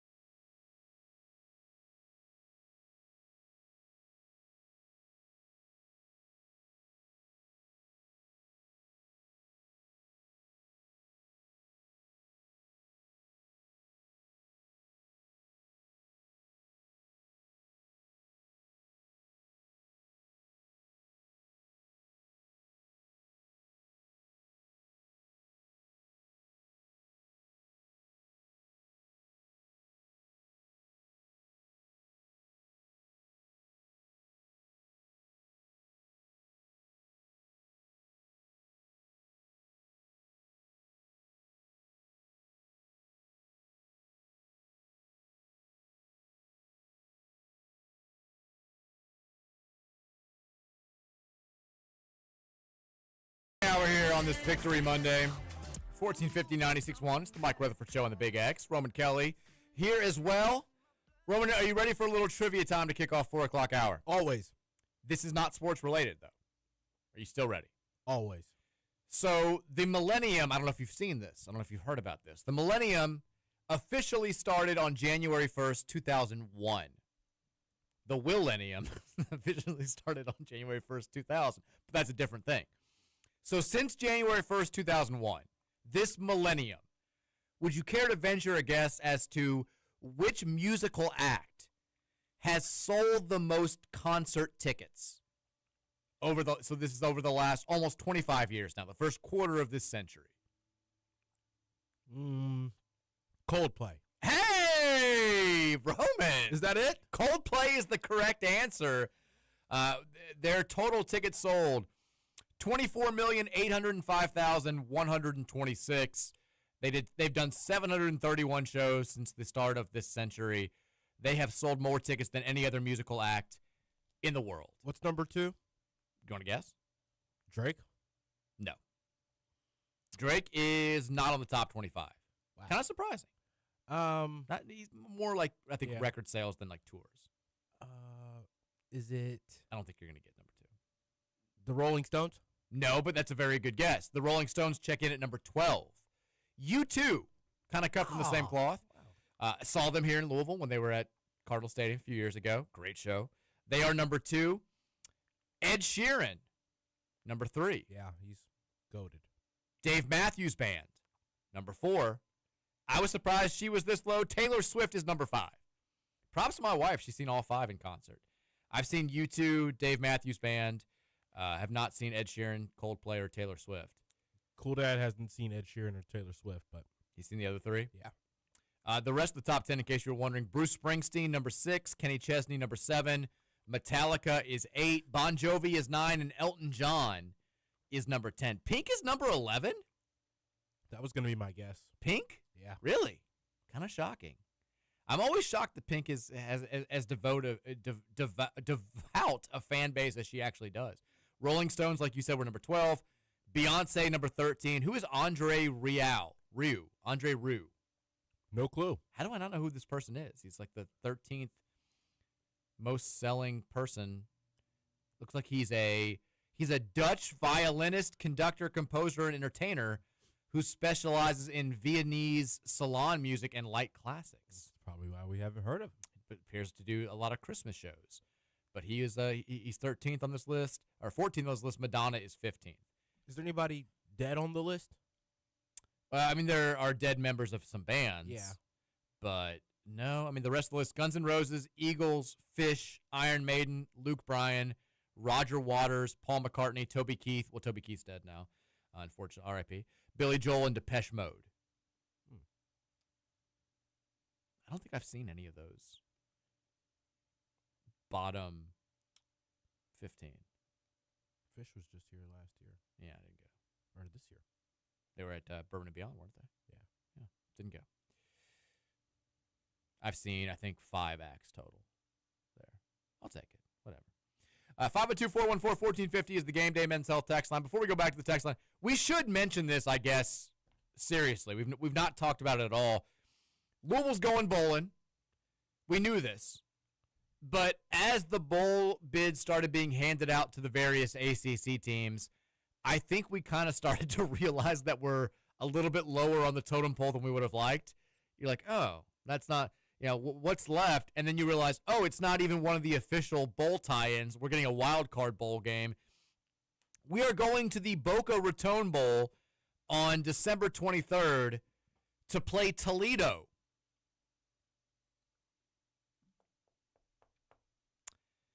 Yay? What kind of a response do you want? Toledo went Boca Raton Beans Bowl, Mike. The Bush's Beans Boca Raton Bowl. They're not even dumping beans on the coaches, Roman. Did you see that from yesterday? I didn't see that. Oh, this was where I drew the line. Because at first I was like, you know what? At least we can get a Brom covered in beans. Let's do that. And then there was a report from one of the writers out there that said there will not be a big bowl of Bush's baked beans dumped on the winning coaches, but they are planning some funtivities. This is utter woke nonsense, Roman. Sunday night football tonight. This is woke bull crap, Roman. Bull crap. In my America, we dump beans on coaches that win meaningless bowl games on Christmas Eve. We cover those bastards in beans. And then we hoist a trophy afterwards. That's the only funtivity that we need. Brom, beans, bowls, beautiful. What's the point of even going? Is my question. Now, Toledo, in case we should get sponsored. That's what bowl games should be. Bush's Beans is the sponsor. No, I'm saying like for next year, like they should sponsor us with some NIL. That should be how bowls work. You get if NIL we win. for a year. Yeah. Bush's Beans Stadium. The Bush's Beans Upper Bowl flight deck. Bush's Bean towel. Hell yeah. Get them a pack. Bush's Bean Day. You get in for free with it. I don't even, if they got us a big time quarterback, like let's say, Diego Pavi gets an 18th year of eligibility and he comes play for Louisville. I don't even care if they refer to him as like the Bush's Beans Louisville quarterback, Diego Pavia. Every reference, you've got to say the entire thing. I don't care. He's playing for us. Now, Toledo is 8-4 this season, same record as us. They went 6-2 in the MAC. They don't have a head coach right now. Their coach, Jason Candle, took the UConn job a week ago, and so they will not be led by a head coach, which leads me to my favorite part of this game. There's a story out there going over the various coaching candidates for the opening at Toledo, and I think 4th or 5th on the list, Roman. No. Yeah. No. Yeah. He's barking in Louisville now. No way. Vince Marrow, this was not pushed by me. I didn't float his name out there. I don't know if somebody else did in the local media. Vince Marrow is on the list to potentially be the next head coach at Toledo while he's working for us right now. How? Don't worry about it. That's how. Who cares?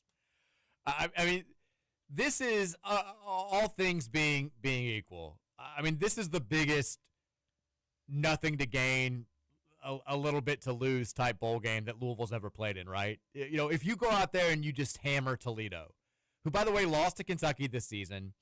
They opened their season against Kentucky, lost to them 24-16. They also played Bowling Green, who we beat 40-17 and lost to them 28-23. So we have two common opponents.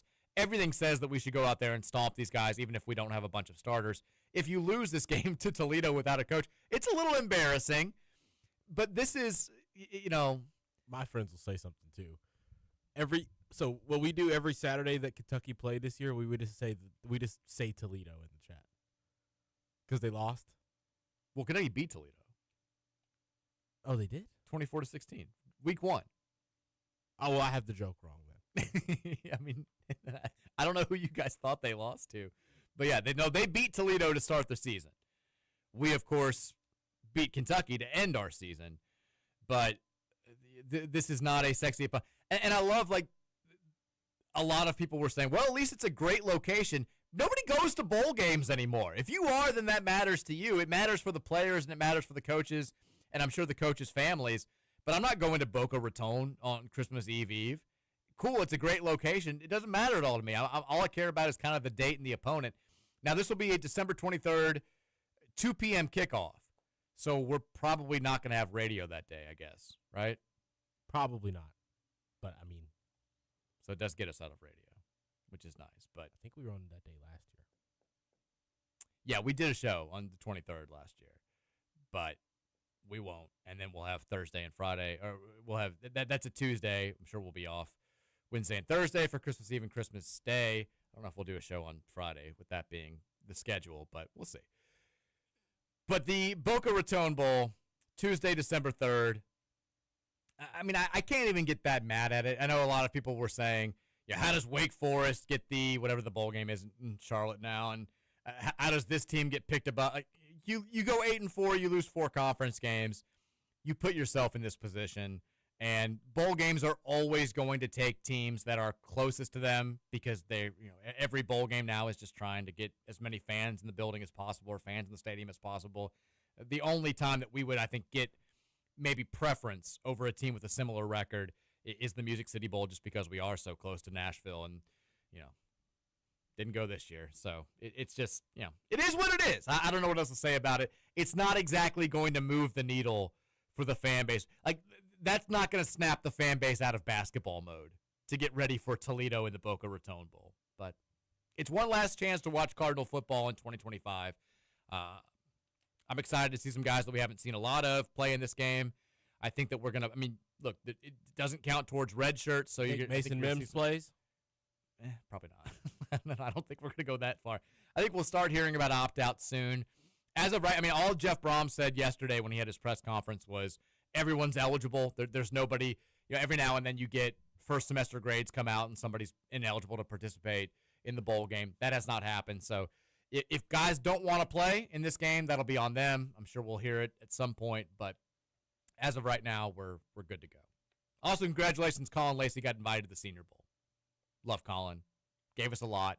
Played through a lot of pain this season. I hope he balls out. Game Day Men's Health text line is 502-414-1450. Let's get back to you guys and see what you have to say here. Texture says, as someone who's been pushing for more Kanai, I've got to admit that this was not his game, and Hadley and McNeely really stepped up. Hadley had a bad miss from 3 on the wing early, but he bounced back with some big shots. And for me, this felt like the first as-advertised McNeely game versus an opponent above quad 4. And damn, his shot fake sidestep 3 in the initial run looked great. The Cards have options, and that's comforting heading into conference play. I don't, and Roman, I'll let you address this as well. I think that we'll be on the same page here. Maybe not. This didn't really change any of the things that we talked about after the Arkansas game as far as, it's not like we were saying that Javon Hadley stinks and he shouldn't be playing. I think our whole point of contention was there are certain games where matchup based. Yeah, like Javon, like he couldn't play in the Arkansas game. Cincinnati was a bad matchup for him. We're not saying he needs to not start and not play in those games. We're saying he needs to play a little bit less because he can't play the way that he did against Indiana against Arkansas. And I think Isaac McNeely, we called it as well. We're like, Indiana is absolutely an Isaac game. They're not overly athletic. He'll get some good looks from the outside. Michael and Conwell, the attention that they demand will create some opportunities for him. And both of those things wound up being true. I don't think that Javon Hadley now is magically ready to take on 6'10" super athletes, no. or that Isaac McNeely is going to get clean looks from the outside against the most athletic and physical backcourts left on our schedule. This was just a great matchup for both those guys. Yeah. I still think we're going to need to mix and match rotations and playing time based on opponents for the rest of the season. I saw nothing on Saturday that really changed that, even though both those guys played great. It's definitely matchup based, like we've mentioned. It doesn't really change much because there's going to be a couple other teams like Duke. It's not going to be a Javon Hadley game, right? Mm-hmm. There's a couple other games that may be the same way. Tennessee may not even be that much of a Javon Hadley game. But with that being said, the more perimeter-based play teams that have ball handlers and guys that can do a lot at each position, we want to switch as much as we can. And Javon gives us that ability. It's why he's out there as much as he is, because he does give us the chance to guard. He can guard 2s, he can guard 3s, he can guard most 4s. And not everybody can. I can't really stay in front of 2s all that much. And I think that we're going to continue to see shifts in different personnel going forward now that he's actually gotten to see that. One thing, though, Mike, Javon's getting ignored on the three-point line. He came in Saturday shooting like 60% from 3, and they left him alone. And he went 1 for 5. The jumper doesn't look bad. Now, I will say, quick, but the one that he did hit, I thought was the biggest shot of the game. They were making a huge charge. In the corner? No, it was I think like just off it was top of the key, kind of like left wing-ish.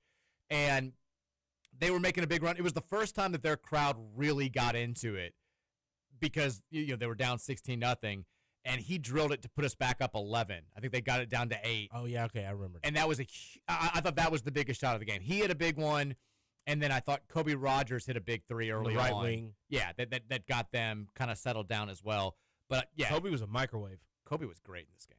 Fantastic. I mean, he always brings the intensity, but he was really good in this game.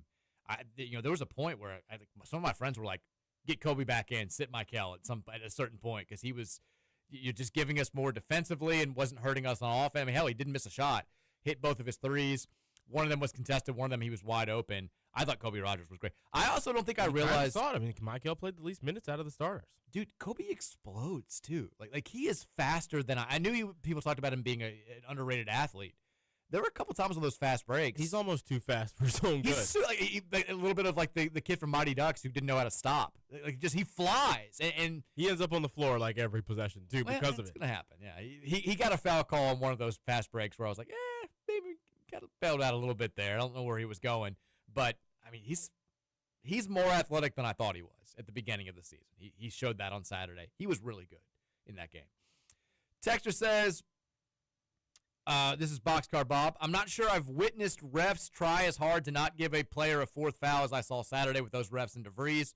That's 2 games in a row with very inconsistent officiating. PK needs to start getting on the refs for this one-sided officiating. Otherwise, we're always going to be getting the short end of the stick. I mean, he was getting on him. He stays on him nowadays. Once they start that up.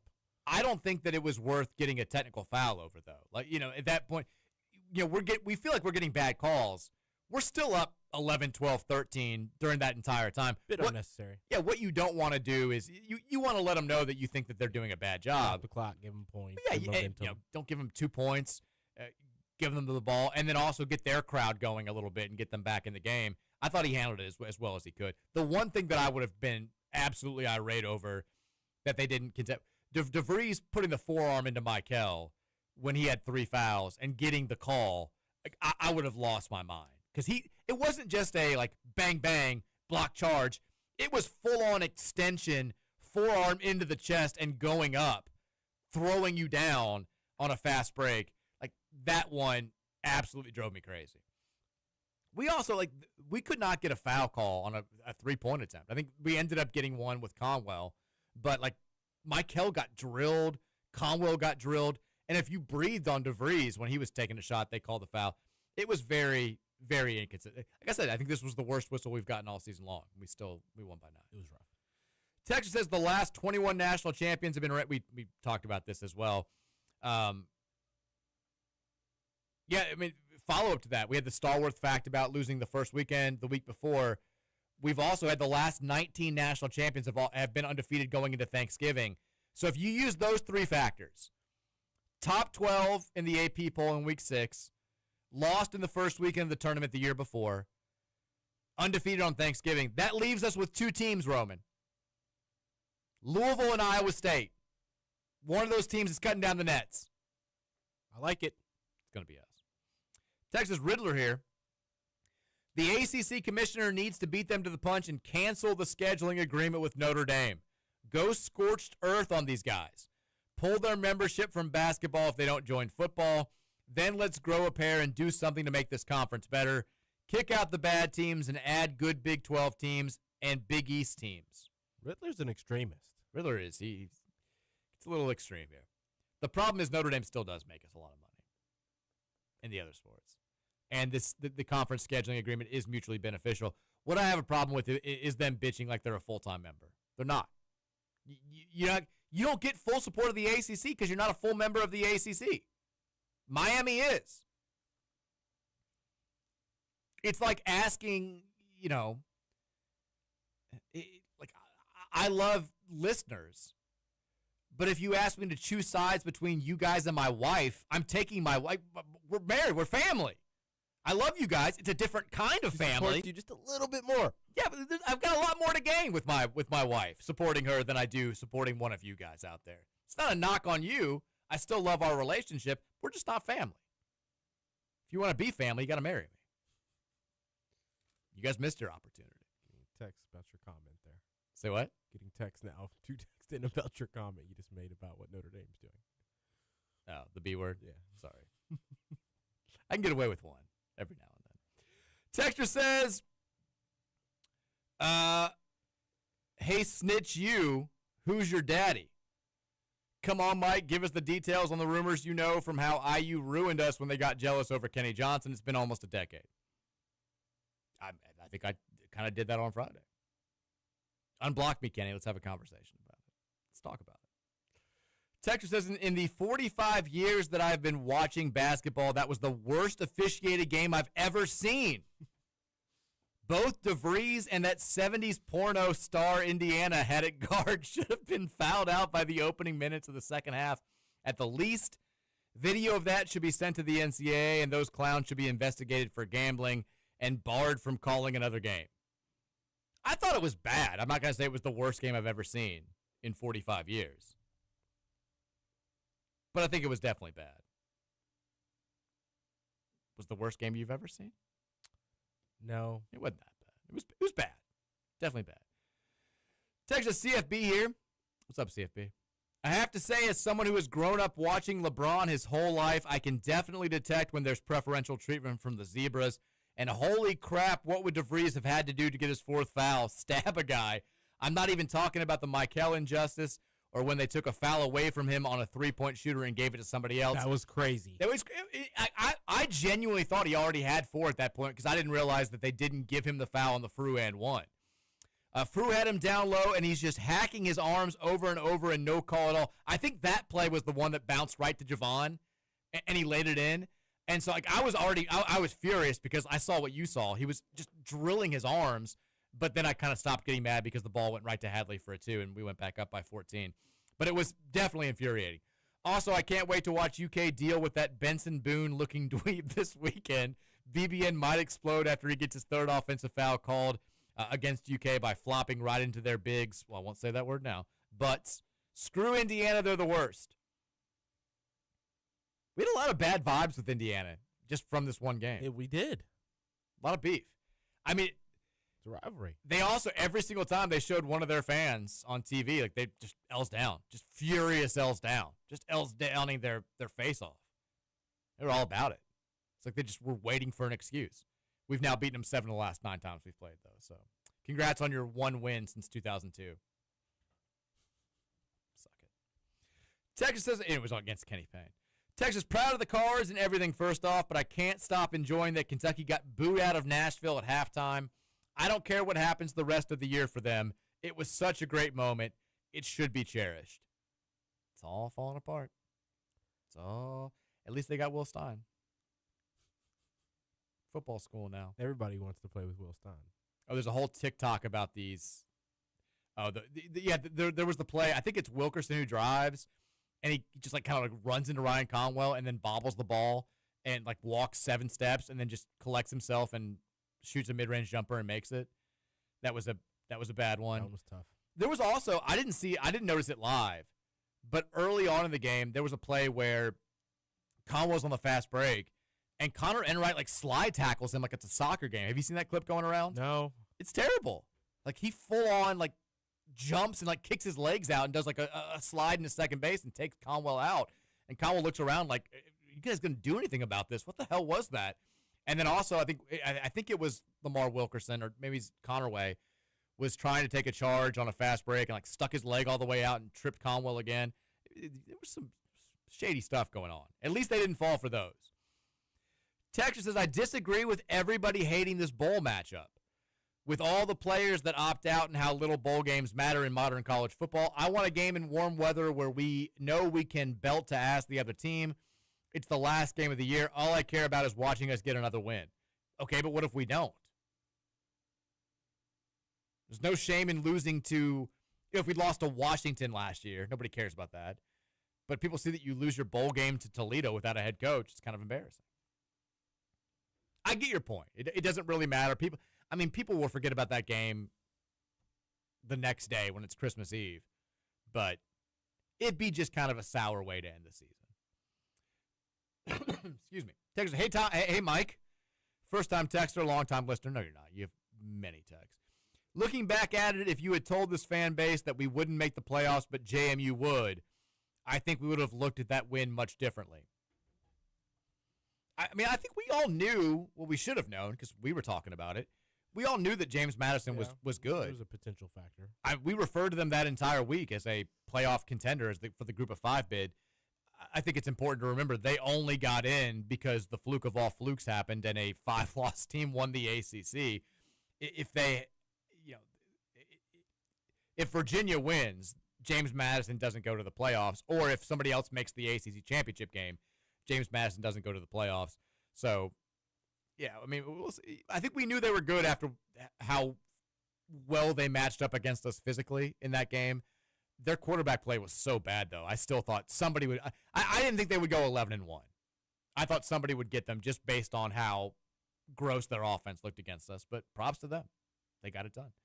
Let's take a break. We got hour number 3 coming up. I got a couple of things to kick off the hour with that we have not talked about just yet. Overreaction, underreaction? We could do a little overreaction, underreaction, maybe a little basketball, football combined. Right reaction. A lot of text to get to as well at 502-414-1450. We'll do that after the break, and then we'll make some predictions for the night ahead. Keep it locked right here. This is the Mike Rutherford Show. It's the Victory Monday edition on 1450 and 96.1 Big X.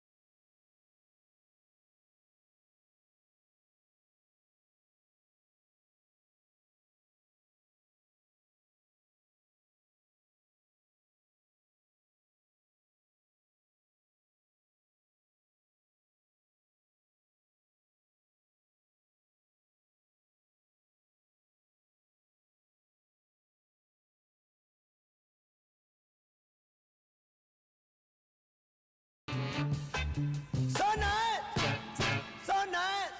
I got you. the Monday edition of the Mike Rutherford Show, 1450 96.1 Big X Sports Radio. The fun will continue, though, an hour from now. Mondays with Dalton Pence will roll from 5:30 to 7. That's basically 5 straight hours of Louisville sports radio talk here on the Big X. That's why we love Mondays around here. We also love the Call Your Law Firm around here. They sponsor the hotline. They do more than that, though. They've been serving the community for over 10 years, and they've been doing so well. That's why they've got a new, office opening up very, very soon. If you've been hurt in an accident or if you've been hurt on the job, the Call Your Law Firm is the only place to go. They've got you covered. They're going to get you the most money for your recovery, and then they're going to let you keep the most money for your recovery, which is why their attorney fee started just 25%, not 45, 50, 55, 85%, like some of these big firms out there. They got your back. They don't have your wallet. Give them a call today. 502-736-8141 is the number. CallYourLawFirm.com is the website. That's COLYER lawfirm.com. Hurt in an accident or hurt on the job, call your law firm. BetOnline has updated its NCAA men's basketball championship odds, and they have a new favorite to cut down the Nets in Indianapolis next April. Duke? No. Houston? No. UConn? No. I don't know. Duke and UConn are the Coast's second choices at 10-1. The Michigan Wolverines at 13-2, a.k.a. plus 650, are your new betting favorites to win the national title in men's basketball. Agree, disagree, neutral? Harsh disagree. Okay, you're not buying the Wolverines. If your point guard can't shoot, you're not going anywhere. They look pretty damn good. I don't care. Cadeau is weak. I like that response. When it comes down to it, they get matched up against Houston in the Elite Eight. Well, that wouldn't happen, but it could. It could, I guess. Houston could be a 2 seed. They get a couple losses this year. Now, Cadeau is my main contention with Michigan has been the same as yours. Now, Elliot Cadeau is shooting 36.7% from 3 so far this season, but I don't think he's a natural shooter. I know what my eyes see. If they kept Trey Donaldson, I think that they would be. Yeah. They still could win. I think that team's good enough to win the national title. I do. I think they've got the best player in college basketball. They just, they've won. Look at their last 4 games. 40-point win over San Diego State, 30-point win over Auburn, 40-point win over Gonzaga, 41-point win over Rutgers. They're killing people right now. Killing people.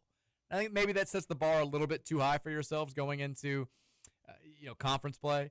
But right now, they are just destroying good teams. As mentioned, UConn and Duke are the Coast second choices at 10-1. Arizona, Gonzaga, Purdue are all 12-1. Iowa State is 14-1. Alabama and Houston are 18-1. And then you get 3 teams that are 20-1. Those 3, Roman, Florida, Vandy, and Louisville. 20-1. We mentioned all the stats that say that our profile fits the profile of a national champion. If you're buying into that, you can get a pretty good price on the cards right now. 20-1. Yeah, cash out should go up. We need to mention, I think I did mention it in passing right at the beginning of the show, but do need to repeat it. Louisville volleyball, for the second straight year, a heart stopper in the second round of the NCAA tournament. Last year, I think a lot of people forgot when we made our run to the national title game. In the second round, Northern Iowa had a match point against us. Yeah, they did. And they came back, the Cards did, and won in 5 sets. Pushed to the brink again this year at home. They lost the first set to Marquette. They trailed 2-1, stormed back, pushed it to a 5th set, got off to a big lead in the 5th set, and then kind of had to hang on there. But they do get the job done. They do advance to the second weekend of the NCAA tournament for a 7th consecutive year. And now, we know who's waiting if they win, but they've got a big test on Friday. It's Texas A&M, who's the 3 seed in the region, but is ranked, I believe, number 4 right now in the AVCA Top 25 poll. They've been very, very good all season long. Both those teams going out there to Lincoln for the Nebraska Regional. And if the Cards win on Friday night, that's a 7 o'clock game on ESPN2, you know who's waiting on Sunday. It's Nebraska, the number 1 team in the country, undefeated, people talking about this being one of the best volleyball teams in the history of the sport, and former U of L head coach Danny Busboom Kelly. That would be an all-time showdown on Sunday.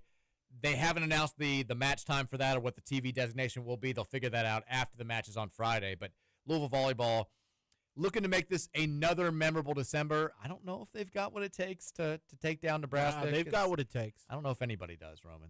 That team, the stats surrounding them are outrageous. The scenes when we hand them the first loss of the year.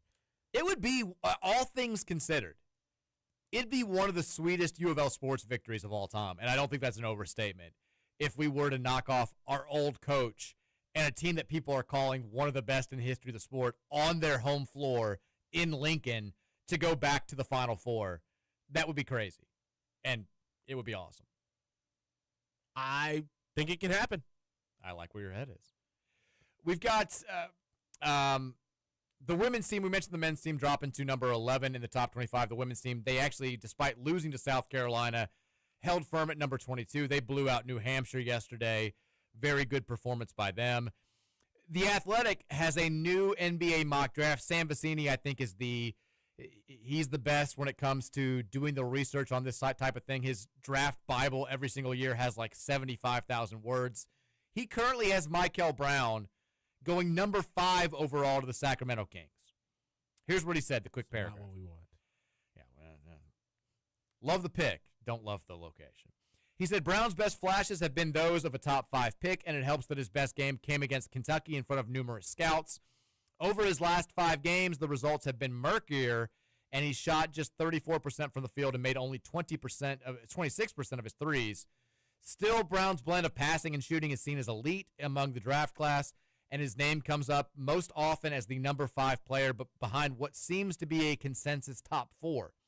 Scouts love Brown's blend of explosiveness going toward the rim, mixed with his skill level and live dribble passing ability. He'll need to iron out his efficiency going toward the rim, though. We don't want him going to the Kings. No Kings, no Wizards. But we like him going top 5 overall. Do you want to guess as to what Vecini's top 4 is? A.J. DeBonsa. He's got Peterson going number 1. Peterson, A.J., Boozer, Ament. No. Ament, Boozer? No. So he doesn't have Ament in there. No. Then it's not a consensus. Who is it? He's got Boozer going 2nd to the Hawks. He's got DeBonsa going 3rd to the Nets. He's got Caleb Wilson going 4th to the Pacers. Oh, well, I think Wilson's in that 7 or 8 range. You think so? I do. He's got Ament going 6th overall to the Thunder, and then the rest of his top 10. Kingston Fleming's the kid from Houston going to the Mavs. Koa Pete from Arizona going 8th. Jaden Quaintance from Kentucky going 9th. And then Cameron Carr from Baylor going 10th. So ridiculous to know that the Thunder are going to get one of those players. It's a loaded draft class.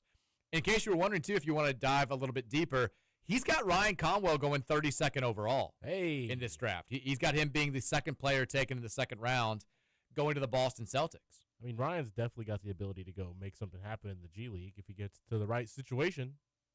You know, see guards go down. Chucky's gotten some Raptor minutes already. Yeah. Would be very cool. I mean, just hearing his name called. It also would be a nice little feather in the cap of Pat Kelsey to say, look, you can be a big-time college player. Nobody really saw Conwell as a draft pick. Just because you've played 4 years of college basketball doesn't mean that you can't hear your name called on NBA draft, Thursday, whatever the draft is. We can make you into a draft pick. Look what we did with Ryan Conwell. Chucky Hepburn, playing in the league now. It's not a bad selling point. The Athletic also had a new mock NFL draft. They've got Chris Bell going 28th overall to the Seattle Seahawks. I love it. Do we feel good about that? I love it. They said, Seattle's got some long-term health issues. Chris Bell is 6'2", 225 with 4.4 speed. Big body target, exciting run after catch skills. He'll speak directly to manager John Schneider. His best football is still ahead of him. They've developed receivers well out in Seattle for quite some time now, in my opinion. So I like this. I like it too.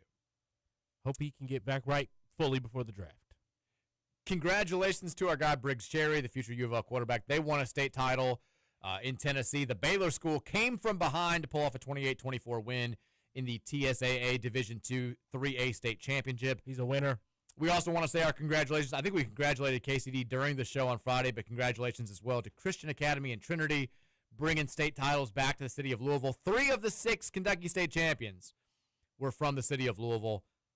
Not great at math on the show. That's half of them. Your boys from Atherton should have been state champions. Next year. Semifinals. They're back next year. We're feeling good. Last thing to get to before we go back to the text line.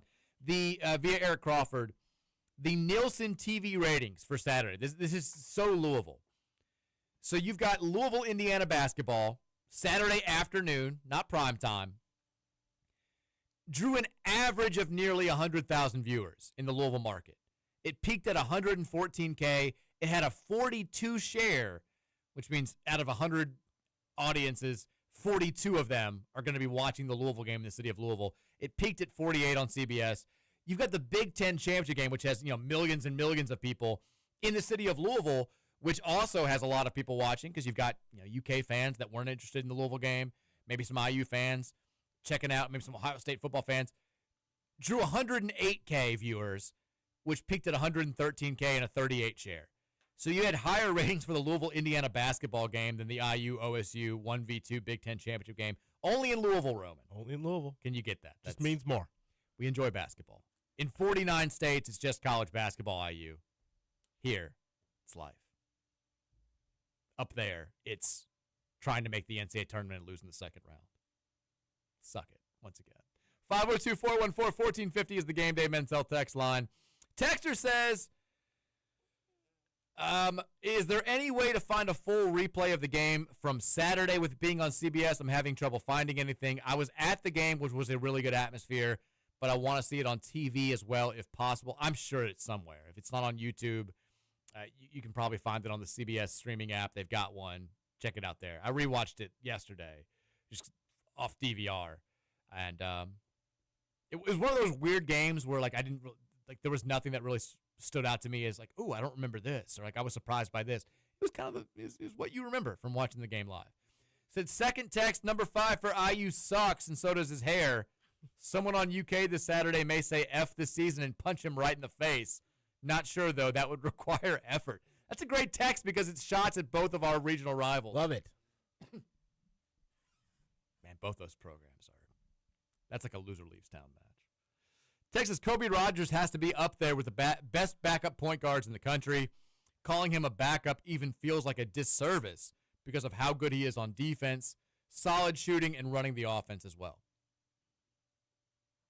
I think Kobe Rogers has become the favorite player of a lot of Louisville fans out there. Just because, he's the classic, easy to root for reserve. He is.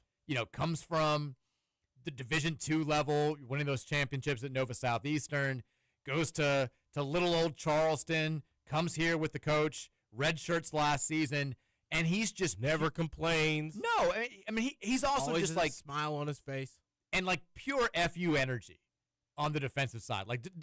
He's not going to back down to anybody. A lot of people act like they're that way. He very clearly is that type of guy. He's not backing down to anyone. He's bringing the same intensity level, whether you're playing NJIT or Indiana. He seems to be the type of player who is everything that Pat Kelsey preaches about wanting his guys to be. Yes. And the fact that he's pretty good at basketball is a nice bonus because he's got certainly more skills than just he's not a Connor Enright type player where he's all defense and just running the he's got legitimate basket. He doesn't need to clutch, grab, and flop to get his way out there. He's a dude, and he's going to help us tremendously throughout this season. Texters, I think it's also good for Michael to know that he's back there. Michael's not in a situation where he can go out there and suck it up for 38 minutes and not have any fear of going to the bench. You're not playing well. Kobe Rogers can do it for us. He can go. We need you against the best teams on our schedule. No, you're the most talented player on the roster. But if you're not there for whatever reason, we got a guy on the bench who is going to be. Texter says, IU stinks and is a bubble team in my eyes. We were way better than those dudes. UK athletics still in complete shambles. Ha ha ha. Need Miami or James Madison to win the title. Bleep Notre Dame and explain the logic on going 1-1 against top 25 teams and dropping 5 spots. I'll hang up and listen. I think it was more about what other teams did than it was about us. No, it's too big of a drop. I'm not hearing that. That's too big of a drop. We should be ninth minimum. So who should we definitely be above? Well, BYU didn't lose, so I guess technically we shouldn't be. But Michigan State, they lost to Duke, who's better than the team that we lost to. Okay. Gonzaga beat. We scored more points. So that's what you're going off of? Yes. Gonzaga beat the hell out of UK. Duke looked bad in that first half. I'm fine with us being where we are. I'm not going to get too worked up. Because you like being outside the top 10. No, I'm not going to say that. I just don't have an issue with. I mean, we're also like a distant 11 behind the top 10 teams. If you look at the points in the poll, BYU's 10th with 1,007 points. We're 11th with 877 points. We're like not close. That's silly to me. I'm okay. I mean, who's got a? It's weird, but I feel like the one team that we've got the best case to be ranked above that's ahead of us is Purdue. Yeah, but they're not going to drop that bad yet. No, but that's just based on overall track. All these teams ahead of us right now, they've got better overall resumes, and that's no fault of our own. We can't control Kentucky falling off the face of the earth or anything like that, but they all have better losses than we do. Gonzaga lost to Michigan. They're better than Arkansas. Purdue lost to Iowa State. They're better than Arkansas. Houston lost to Tennessee. Maybe they're not better than Arkansas. Michigan State's losses to Duke. They're better than Arkansas. BYU's losses to UConn. They're better than Arkansas. Not going to get worked up over it. Take care of your own business. Everything will work itself out. Texter says, shout out to Kobe being the microwave player of the game. I'm telling you, people love Kobe Rogers. Kobe's crew is going to be a thing. We have the Fru crew. We have the Kobe crew. I don't know who else we can do. A couple people are trying to make Sananda clause happen. No. You don't like? No. The thing is, I want to like it because Sananda and Santa. It seems like it's right there, but it just doesn't work. Sananta clause also doesn't work. I don't know. Gonna buy into the sunny side or something. Show them that sunny side. Yeah. Texter says, this team can't put people away, which worries me. Okay, are you at all worried about the closing of Louisville on Saturday? Not necessarily. I think that our play style is always going to allow for teams to have the chance to get back into games. We're playing fast. We don't let up on that. Keep in mind, it never got closer than 7 points at the end. Yeah. It wasn't like they got it down to 3, and it was like, oh, God. But I get it what the Texter's saying. For sure, yeah. Kentucky cut it back closer than it should have been. Cincinnati cut it a little bit closer than it should have been, and now this has happened again. I'm not going to be worried, though. We're not changing up our game plan at the end of the games or anything like that. It's not like our coach starts overthinking or doesn't know how to handle in-game situations. So, you change the free throw shooting in the Kentucky game. I think we feel a little bit differently. A couple crazy shots don't get made in the Cincinnati game. We feel a little bit differently. I think we'll be fine. I did have a little bit of an issue. Not that I thought it put us in a position where we could have lost the game, but we started taking the air out of the ball with like 3.5 minutes to go. A little bit. Where it was like, let's just make sure we use 30 seconds. And I thought we had open driving lanes where we could have just gone ahead and scored as opposed to using that clock. And I thought the combination of doing that, and then we kept fouling Tucker DeVries. There was never a point where I thought that we might actually lose that game, No. Not even a little bit. Just looking at the YouTube stream, we have a couple of comments on there. Black Sheep Barbecue says Whirling Tiger was a little too much fun Saturday night. Black Sheep Barbecue. We met him, Mike. He said he wants to bring us some barbecue. Let's do it. We'll, let him know how it tastes on air. And I'm always game for barbecue. All he wants in return is that people go out to the Lou City games and get your tickets. Okay. Well, we support both those things. We love barbecue. We love Lou City soccer. That's what I let him know. Who's the guy that they just signed a kid from St. X? Whose name I escaped? You're right. Brandon something. Love keeping local kids. Yeah. At home. Worked out pretty well for us so far. Alan from Louisville 5 says, let's give some love to Adrian Woolley, who was getting offensive rebounds like a demon and wasn't concerned about scoring himself. I thought Woolley was really good. I'm an Adrian Woolley fanatic. He was scrapping for everything. I thought he was playing great defense. Like you said, didn't force the issue on offense when it wasn't there. Had a couple. I thought there was one of the shots they took around the rim where he got fouled and they didn't call it. Yeah. But I think I'm looking at the box score now, only attempted 3 shots, but had 6 rebounds, 2 assists. Probably could have a couple more assists, too. 3 offensive boards, played 19 minutes. they clearly are starting to trust him more and more, and I think he's going to give us more and more as the season goes on. I thought he was really good, too. He's got this ability to just not allow his defender to push him off the path he wants to go on when he does try to get into the lane. Conwell and Michael, they're kind of more so prone to, like, well, that's an opportunity to get a foul call in that situation, while Wooley's like, I'm getting into this lane, I'm getting to the post, I'm getting to the block because I know that I can, and I that ability is going to continue to be important for us later and later into the season. I mean, yeah, I think he's the strongest guard with the ball in his hands that we have. Yeah, Kobe's up there. Kobe's right there with him. Right there too. But it's different because Woolley can do it in the half court when the game's slowed down as slow as it can be. Agreed. Vaughn says the last team to win the Boca Raton Bowl is now headed to the playoffs, and the game is also being played on Howard Schnellenberger Field. I'm trying to bring out as many positives as possible about the bowl. Who played the Boca Raton Bowl last year? I'm not going to act like I know that off the top of my head. It was Western Kentucky versus James Madison. I was hoping it was going to be like Ole Miss or somebody good, but no disrespect, James Madison, but also disrespect, James Madison. John Downs, where'd you get that sweatshirt, Mike? This is a Home Field Apparel. I love the script, Louisville. Matt J says we love Honda Pilots. We do.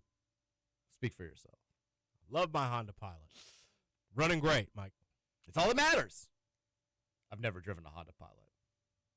Sounds like an experience. Got an 03. The thing runs like a Swiss Army knife. Hey, it's all that matters. Or watch. I got a Honda out there. Texter says 502-414-1450. I was at the game in Indy. IU fans are dorks. Okay. Little Dumper says, can we get hashtag yes, Fru too thick trending next time Fru gets a foul for having too much booty meat. Yes. It shouldn't be a crime in this country to have too much ass. We're not that far removed from a time where it was celebrated. We're not teaching Sananda proper American values right now. He's being punished for having too much junk in the trunk. And that's just doesn't sit well with me. Not his fault. It's not his fault. Texas, don't forget that Indiana and Ole Miss didn't want to play U of L this year, so we're basically 4-0 against playoff teams. Great point. 4-0, Roman. I like it. Beat Miami, beat James Madison, and beat Indiana and Ole Miss off the field by having them not play us. Hell, Indiana paid us, which is a win. Ole Miss, in the court of public opinion, that's a win. 4-0. Undefeated. Texter says, I refereed 5-year-old basketball, and there was one team that would beat the rest by 50 points every game. When I reffed that team, I allowed the other team to get away with travels and some hard fouls because of secondhand embarrassment. That's basically what happened on Saturday. Also, the refs need to stop calling fouls on Fru for being thick. This has been consistent all year, not just this game. It ain't his fault he's thick as hell. It's not his fault. He should be rewarded. He's out there with that kind of trunk in the trunk, out there making things happen on the floor. Not everybody's capable of that. Treat our big, thick boy with the respect he deserves. Come on. This is ridiculous. Jennifer Lopez never got treated like this. Ever. She was celebrated, for God's sake. Texter says, between the officiating and IU's flopping, I became a Buckeyes fan for the Big Ten championship game. I hate Ohio State. I was kind of rooting for them on Saturday. Not because of the basketball game. I was too. It was my jealousy. I didn't want Indiana to win. Watching Signetti hoist that trophy up, it was terrible. Can we talk about the Fernando Mendoza postgame thing, too? You can't give that guy the Heisman. No. Crazy energy in a bad way. Give it to Pavia. I was wrong about him. Give it to him. Give it to Jeremiah Smith. He's the best player in football. Texas says, according to Trilly, and we talked about this, the AP poll thing.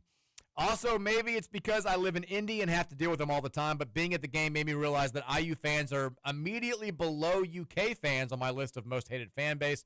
They were so obnoxious. Oh, my God. This seems to be a growing trend. Texas PRTG here. Mike, I thought you said Pim's Cup on Friday instead of Pimp Cup, talking about the popularity of Pimp Cups, and I lost all respect for you for a second. I do like Pim's. It's delicious. It's a Wimbledon drink. I'd never had it before. We had a stock the bar party before we got married. It was delicious. I don't think I've had it since, but I liked it. What's a stock the bar party? Like you're people bring you have a party, people bring a bunch of booze to stock the bar in your new house. Not at the wedding. No. Cool. No, it's for people bring you like bottles that you can have at like your bar. I'm going to throw one of those this week. Just do it, yeah. It's not just for weddings, it's for whenever you're moving in to a new place. Okay. Texture says, I had to listen, PRTG continues, should say, had to listen to the game on the radio after watching the highlights. Wooly absolutely needs more minutes. He's the best all-around player on the team. Frew and one at the beginning of the second half was my favorite play of the season so far. My friends and I, everyone had like drinking engagements on Saturday night, and all of us just kept texting each other pictures, like holding up glasses of wine, just being like, to Sananda. Like, we were just all drinking for Frew on Saturday night. It's kind of funny. I do think that Wooly is the most versatile offensive player with the best defensive upside as well, outside of really, I guess, like Frew. I think he's the best defensive guard we have right now.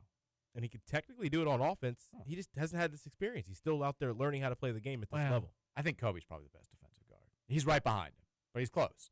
Let's take a break. Wooly contesting the rim more. He's awfully good. 5 o'clock hour is coming up next. We'll run through the text line. We'll make some predictions for the night ahead in sports, and then we'll call it a day and hand things off to Dalton Pence. Keep it locked right here. It's the Rutherford Show wrapping up next on the Big X.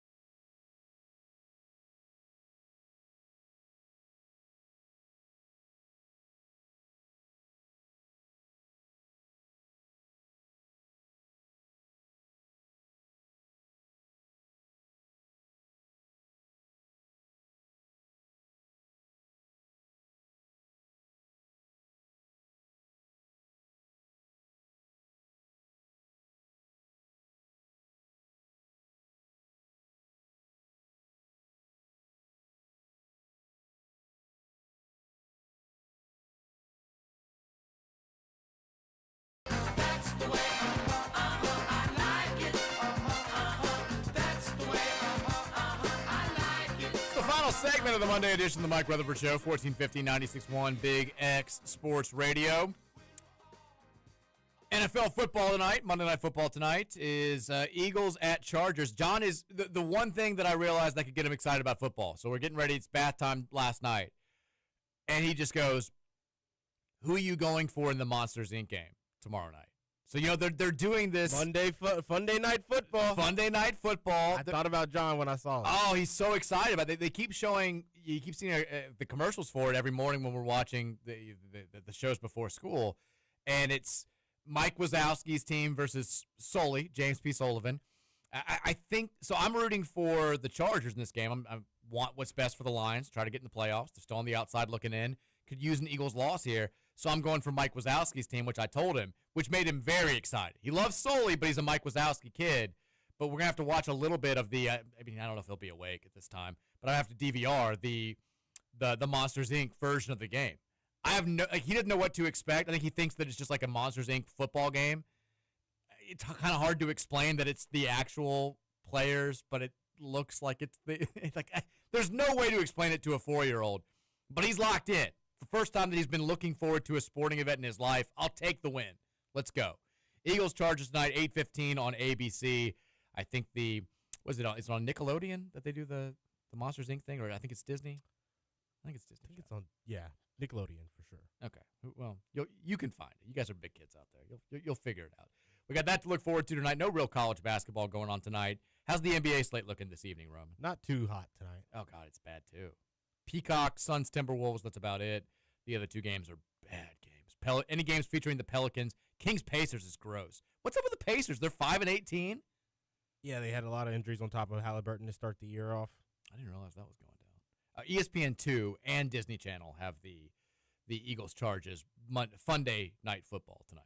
Thank you for pointing it out. Game Day Men's Health text line 502-414-1450. We have a lot of texts to get to. We're not going to probably have enough time to get to them all, but we will try our damnedest here. Group chat's making fun of Kentucky quarterbacks going there to retire. That second time in 2 years. Zach Calzada said he's done with football. Get your money up, Garrett. It's insane. It's not just like two guys who are like, yeah, I'll probably go into coaching or see what's openly announcing their retirement from football. Living as a quarterback from the portal in Lexington for a year is just apparently enough to break any man. It's terrible. It's a bad trend. It's on Will Stein to break that. Texter says the prior block was huge. If he can start being a bit of a rim protector, then oof. I also see why Kanai doesn't get a lot of tick. He's athletic, but he relies on his athleticism to play defense a lot rather than positioning like Hadley. If Kanai can learn how to be sound on defense without relying on sheer athleticism, he'll get more minutes. I hope Hadley can kind of teach him that aspect of the game. There's that, and then Javon Hadley is like the best screener we've ever, like off-ball screener. He's phenomenal. That's something that Kanai, I think, is also working on the offensive end. And then the offensive skills, I think everybody can see the ball handling's not sound. The outside shot's kind of hit or miss. But he's also got it. He can get to the rim. He has the moves when he's feeling himself. It's the same thing as with Hadley. I think he needs to play more minutes in certain games. I think there are games like Saturdays where we don't need him a ton, but he's going to be a crucial part of this team. I also agree with Case and Pryor. He looked rough on offense, airballed that open three. I thought the drive that he had to the basket was actually got to make that. It's a good take. He just didn't finish it. Great take. Like that was the type of play. Left hand. Yeah, had a spin move in the lane. And you had not real. I mean, it's a contested basket, but there's no hand in your face or on the ball there. But he was under control. It was a smooth take. It was a good move. It was the type of move that I don't think we have. Like I don't think guy on the team who can really make that. Exactly. That's what I'm getting at. He can definitely help us a lot. Defensively, it's fun that he's super active. He's getting himself. Anytime he doesn't get a steal, he gets himself out of position. Yeah, we've got to work on that a little. Stop taking risks. He's just kind of like. It was like me when I used to play rec league games back in the day. He's just a gambler. Like flying around there. I'm not guarding anybody. I'm just trying to act like I'm doing something. I'm just trying to get steals so I can go out there and hit a three on the other end. That's all I'm doing. Texted, I was at the game. I sat in a section that was primarily Louisville fans, but there were some IU fans that sat next to us that ended up taking pictures with the other Louisville fans in the section. So I, too, am unsure where all this vitriol is coming from. Also, my wife was ready to fight number 5, and she's usually pretty calm. I think everybody hated Connor. He was terrible. Mustache made it worse. He was as annoying as a opposing player that we've seen in a long time. A lot of Travis Diener, Drew Diener. Who's the other Diener? Like David Diener vibes from back in the early 2000s, late 90s. Who'd they play for? They all played for different teams. Travis Diener was Marquette. Drew Diener was DePaul. And then the other Diener whose name escapes me played for St. Louis. Now I've got to look it up. Basketball, Diener, St. Louis. No, okay, I take it back. Drew Diener played for St. Louis. Travis was the best one. He played for Marquette. Who's the DePaul one then? There was another DePaul. John Diener. They were guards? All of them. No, Drake Diener. There's another Diener now that plays for DePaul. Is that his son? Ugh. Oh, he's terrible. Doesn't matter then. It's not his son. His cousin is Drew. His cousin is Travis, and his cousin is Drake. These Dieners just can't get out of here. There's another one on DePaul. I guess he graduated now. But Drake was the one that was playing back in the day for DePaul. He was pretty good, but Travis was the best. And apparently, I had a friend who went to Marquette at the same time, and he was like, he had this convertible car that he would just like sit on the hood of and wait for people to come over and talk to him. I was like, that sounds about right. He's like, everybody hated him. Texas said I was at the IU game, was shocked at how awful the IU fans were behaving. They're up there on UK level hate for me now. Back and forth. We're getting conflicting stories, yeah. Texas, I was thinking of something about the Boca Raton Bowl that just sounds made up. Then I learned its full name was the Boca Raton Bowl of Beans, and that didn't make it any better. Baked beans bowl. Let him dump the beans on a coach. I'm sure a player would volunteer. Do you think Jeff? No. Do you think Jeff was just like, hey, Greg, call those guys. Tell them they ain't dumping beans on me. I don't want the beans. They can dump them on Dion. They could, yeah. they could dump them on Miller. Just if we win. Miller Moss isn't playing, and we win, and he just gets beans dumped all over him. Like, what the hell? He's fine. It's part of his NIL deal. Texter says, I just want to personally thank Mark Few and Gonzaga for starting my weekend off on a wonderful note. Nothing tastes as sweet as UK tears accompanied by the sound of first-half boos.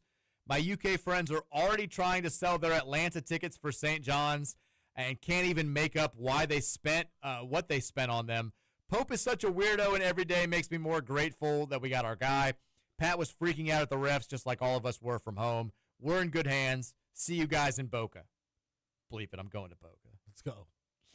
Texas Patina, I can't say that word. Come on. Texas, looks like Tucker DeVries and Kenny Johnson are members of the same gym in Bloomington. Okay. I mean, Tucker DeVries did not appear to be in the same shape as he was when we played him against West Virginia last year. Can I say that? Yes. He looked like a men's league 40. He's good. He's really good. He scored 26 points, but he did have sort of a former baller now playing in. Isn't he 30? A men's league type. I mean, he has the same, like when he like dribbles the ball up, he's got kind of like a waddle going up the court. He doesn't look like a 22-year-old college basketball player. I mean, I think he is 25, but he looks like he's 35. Texas, you can skip my first text since everything was pretty much covered, and I would rather make fun of UK. They made 12 threes at a 35% clip against U of L, and in the 3 games versus power conference opponents since then, they've made a total of 15 threes at a 19.4% clip. That explains how they kept it close against us. They played their best game against us, Roman. That's as well as they can play, and they lost by 8. Best half, maybe. Texas Mike, you are right. College basketball games on CBS just hit differently in a good way. It was like I was watching an NCAA tournament game. There's something about college basketball on CBS that just even doesn't matter what time of year, tournament time, it's obvious. But if you get like a CBS game this time of year, it just feels different. It just, you hear that music, the old like nerves start setting in, the goosebumps start coming up. It's also just they're better at basketball than ESPN is. Their coverage is a better product, and it's not particularly close. I just did the thing. It's not close. Texas says, Scootator says, Mike, did you hear the Creighton radio guy crash out after the refs made a terrible blocking call? Yeah, that was a couple weeks ago. I put it on the website. It was their game against Baylor. It was a terrible call, by the way. Also says, don't miss my first text, but are you not concerned about Tennessee's length? They seem very long and athletic. I'm definitely concerned. Roman's not. So, okay, let me reiterate that. With us on the defensive end, I'm not worried about it. Now, with while we go out and play offense against their linked on defensive end, that's why I'm on the radio and Pat Kelsey's the coach. I am worried about that. Yeah. But I don't think that their length is going to be something we struggle with to defend. Texas, you all haven't talked much about it because it's just a given at this point, but Ryan Conwell is so damn good. Just such a fun player to watch play basketball. He set the tone on both ends on Saturday. Yeah, I do hate that he's getting to the point where it's like Chucky Hepburn last year. You just kind of, it's like ho-hum, 25 points out there. You expect that from him. We shouldn't take it for granted. He set the tone, the steal. We get up 2-0. He gets the steal, the fast break, gets fouled, gets to the line. That did kind of set the tone for the entire afternoon, certainly for the 16-0 start. And he is absurdly good on both ends. He's not quite the defensive guard that I think he is as an offensive player, but he's still a very good defensive player and puts the effort in on that end. And he's as silky smooth as there is when it comes to that little step back three. Gorgeous. He's fantastic. STL Cody guy says, you guys were second on my podcast Spotify. Oh, we got beat out by the Pat McAfee show. That's okay. He's on more than we are. I watch it on TV. McAfee show? Yeah. Gross. Just joking. Texas, heavy word on the street is that Oweh is the biggest issue on the team. That's the buzz. Team was cooking all summer while he was sidelined with the injury. The Purdue game, he got limited minutes and was just easing back, and that was the best game we played. Oh, it's a Kentucky fan. He's the highest paid, biggest ego, and the team hasn't looked the same since he got back. That's just what I'm hearing. I know those rumors are out there. He kind of plays that way. He kind of has that feel of like a guy who's the biggest went to the problem NBA last year. And I don't care that they're paying me $2.5 million. I should be making $75 million. It's like, buddy, you need to embrace where you are right now. I don't think it's ever getting better than it is right now.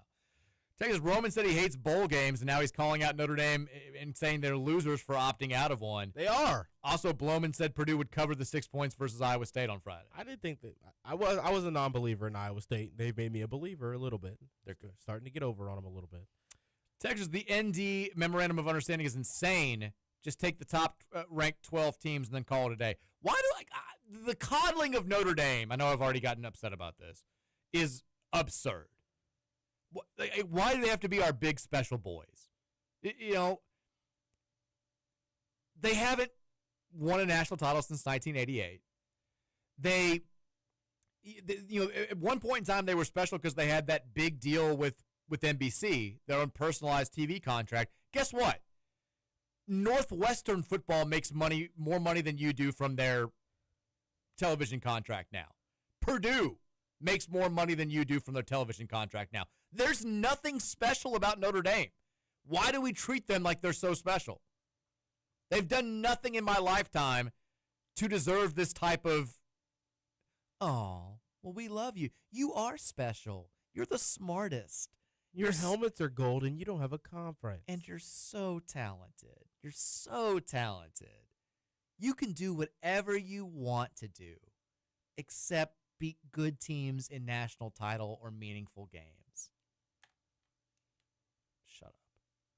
Texas Chris Plummer said this is basically the same thing as saying Notre Dame is in a one-team conference and it wins every year. They do. They're the best independent team in college football this year. Congratulations. Put it on a ring. Texas on the Boca Raton Bowl. I know no one is excited about it, but a chance to get 3 straight 9-win seasons in a power conference is something that we've never done. Also, the trophy is named after Howard Schnellenberger, which is a nice tie-in. The season gets done a little earlier to prep for next season, and maybe we can leave the big dog with Toledo since he apparently wants the job, and we can get out of this deal that's yielded nothing. I think it's about as good of a consolation prize as could be expected. Are we trying to leave the big dog in Boca? Going back with Toledo. Yeah, you just go over there. Texas Mike, my wife said Conwell was a dirty player because he was pushing IU players down intentionally. I tried to explain that he was an Indianapolis kid, never was recruited by IU and played for ISU, so there was some extra juice in that game. She still thought he was dirty and didn't like watching him. I don't think Ryan Conwell did one dirty thing that entire game. I think he kind of deserves the FIFA Peace Prize for not punching Connor Enright in the face. Conwell was fine. That level of restraint deserves some sort of award. Texas, someone in the AP poll voted UK 20th. How do these people not have their votes taken away? It's ridiculous. Every week there's something egregious like this. There should be something, like, there should be some sort of a voting panel? repercussion. Yeah. Or, like, you know, the worst poll, if you have something egregious that's not justifiable, you have your vote stripped. You know, You're going to do a write-up on all the picks. Gary Parrish used to do it every single week. He called it poll attacks. And I think he felt bad because all these people would just get, like, hate mail every single week. But maybe you take it more seriously. Texas, Bush's Bean Day getting free. Yes. Texas says, text to roll that beautiful bean footage. Give it to me. Thinking about those beans. Texas says, I still believe Cason's going to come on later just in time. I think he'll help us more later. Texas, IU should have bought out of that basketball game. I love that person texted that in. This person has 2 texts into the show, Roman. Last November, after we beat them in Atlantis, if no one said it yet, Mike, IU should have bought out of that basketball game. And then today, IU should have bought out of that basketball game. I love this. Oh, that's awesome. Texas, Braum, Beans, Battlestar Galactica. Yep. Texas, it feels like Bush's Beans deserved a better bowl. Yep. Texas, I know Michael is very good, and we have to let him shoot some superstar shots, but he's now 17 of 66 from 3 on the season, while Conwell and McNeely are shooting 42% and 43% on more attempts. Hope to see Michael touch the paint more as the season goes along and let the 3 points come more in the flow of the offense. You can't be that bad off the catch. I mean, that's the thing. It's all shot selection. Every now and then McNeely and Conwell take some bad ones. Michael takes way too many bad ones. Once he starts taking better shots, and I think the process started on Saturday. I think he took mostly good shots. Once that happens, his percentage will go up. He'll be in the 30% from 3 by the time we get like halfway through conference play. And I think he'll end closer to 35% than 25%. He's a good shooter. He's just been taking a lot of bad shots. Get it out of his system. Texas, what's your concern level with how the non-conference is shaping up based on how the teams we play have played and are going to play? We talked about it earlier in the show. It's absolutely a concern. Only if you lose, I think, one of these last 2 big games and then get swept by Duke. Because then you run the risk of that resume not having a standout victory on it, especially if you don't win the game against Tennessee, who I think can still be a good team, and that's a tough place to play. Texture says, I can't see a UK player swinging on an IU player. That means they would have to connect from distance, and I just don't see that happening. Text line's had a good day today. Great day. There have been some great texts today. Text Roman, what's your rationale on your confidence about our game in Knoxville next Tuesday since Tennessee hasn't lost at home at all this year? I'm not actually that confident that we're going to go down there and win. I think that they are beatable, though, and I think that we're going to defend them better than a lot of people are thinking. When you put a body on them and you can test the rim well, they just don't have a whole lot of options out there. I think they're big drive and hope for the best kind of a team when they try to get to the paint. I think that kind of bodes well for a team that likes to get out in transition and run and shoot a lot of shots in transition. Now, when the game gets slowed down and a lot of fouls and they are kind of forcing us to go to the basketball, then that kind of feeds into what they want to do. But ultimately, I think that offensively, they get into these little bits where they struggle heavily for 3 or 4 possessions in a row, and I like our chances against those kinds of teams. This IU fan that was mad about the foul talk. IU Ohio State football game was the most watched football game of any network coverage this season. 18.4 million. IU U of L wasn't even in close to that viewership nationwide. Quit spreading that liberal propaganda. That's why we said in the Louisville market like 15 times. That was the whole thing. We know Ohio State, Indiana was a massive game for viewership. That's why that was a talking point. Because here in Louisville, more people watch Louisville IU basketball. That's why that was a thing.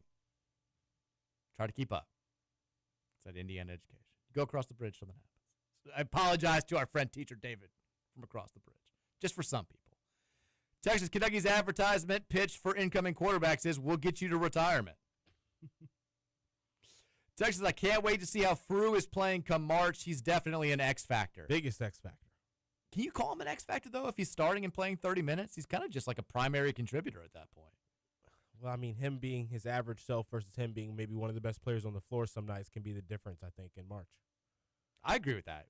We also, I mean, if you run up against a team, it's an extreme example, but like Florida with their front court, they've got 3 potential pros at the 3, the 4, and the 5. You need to at least just not be killed by those types of guys. And then you got to hold your own so that your backcourt can flex. And that's going to be Fru's primary task against those types of teams. Like, he's got to just, we can't get crushed in the paint against the Dukes and the Floridas and the whoever's of the world that have those types of players down low. And I think he's making progress towards being that type of guy. Texas, Fru does a great job running the floor, but doesn't seem like he ever gets the ball back in transition, even when it's a simple catch and dunk situation. Do you guys see the same thing? I don't think I've seen that as much. Well, I've seen it. I know what the Texans are talking about. We don't go to the big in that situation all that much. What I do see is that we suck at lobs to Fru. Michael, we got to get out of when we run a design set where it's supposed to go to Sananda if he's open, cutting the basket. Michael just throws it regardless every single time. Yeah, he got lucky on the foul call in the one in the second half there. And then there was the one where I think we probably should have gotten a foul call and they didn't call it. But he just throws it up every single time, and I don't think it's worked once all year. That's what we have to stop on. But I think we've rewarded him for running the floor a few times. Someone sent in a link to a tweet. Oh yeah, we haven't talked about the robot technology. Yeah, Polly thought that was funny. Everybody thought it. I mean, one of my friends was like, "Am I drunk right now? What is this? Like, why are they showing us this?" I loved. I think it was our guy Kyle Spire, who tweeted out, "Nobody, absolutely nobody, CBS. Hey, that Michael Brown Jr. dunk was great. Do you want to see how it would look if a robot did it?" It's like, what are they giving us? Someone just fleeced the hell out of them by selling them on this technology because it adds nothing. There was not one party that was like, ooh. I like how they kept the players' names on the bottom, though. You see Wilkerson just go flying past McNeely out of bounds. And then, like, robot Isaac just hits it. They're like, ooh, but here's the angle if you follow the ball. It's like, I don't need to see this. This looks terrible.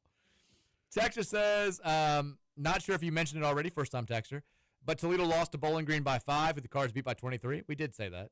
So transitive property, we should beat Toledo by 4 TDs. Well, that's not the worst. They lost it to Kentucky by 8, who we beat by 41. So we should beat them by like 50, it seems like. Hopefully we get some good practices and the players have a good experience in Boca and have some momentum rolling into next season. Agreed. Texas, I think Scoots cares about Indiana football now. He does. That's why he's a hypocrite. Didn't care about him at all 2 years ago. By the way, have you heard Scoots' brother sent me the clip, thank God, love you, Zach, of Scoots is talking about the update in his dating life from last week on Michael Bennett's show. I didn't hear this. I've got to find out what happened. They have like a gingerbread baking competition that he does with his niece every year. And there were like 3 single ladies that knew that Scoots was going to be there, and they were all very excited about him. Wow. That's a Hallmark Christmas movie, basically, right there. Like, gingerbread house full of love.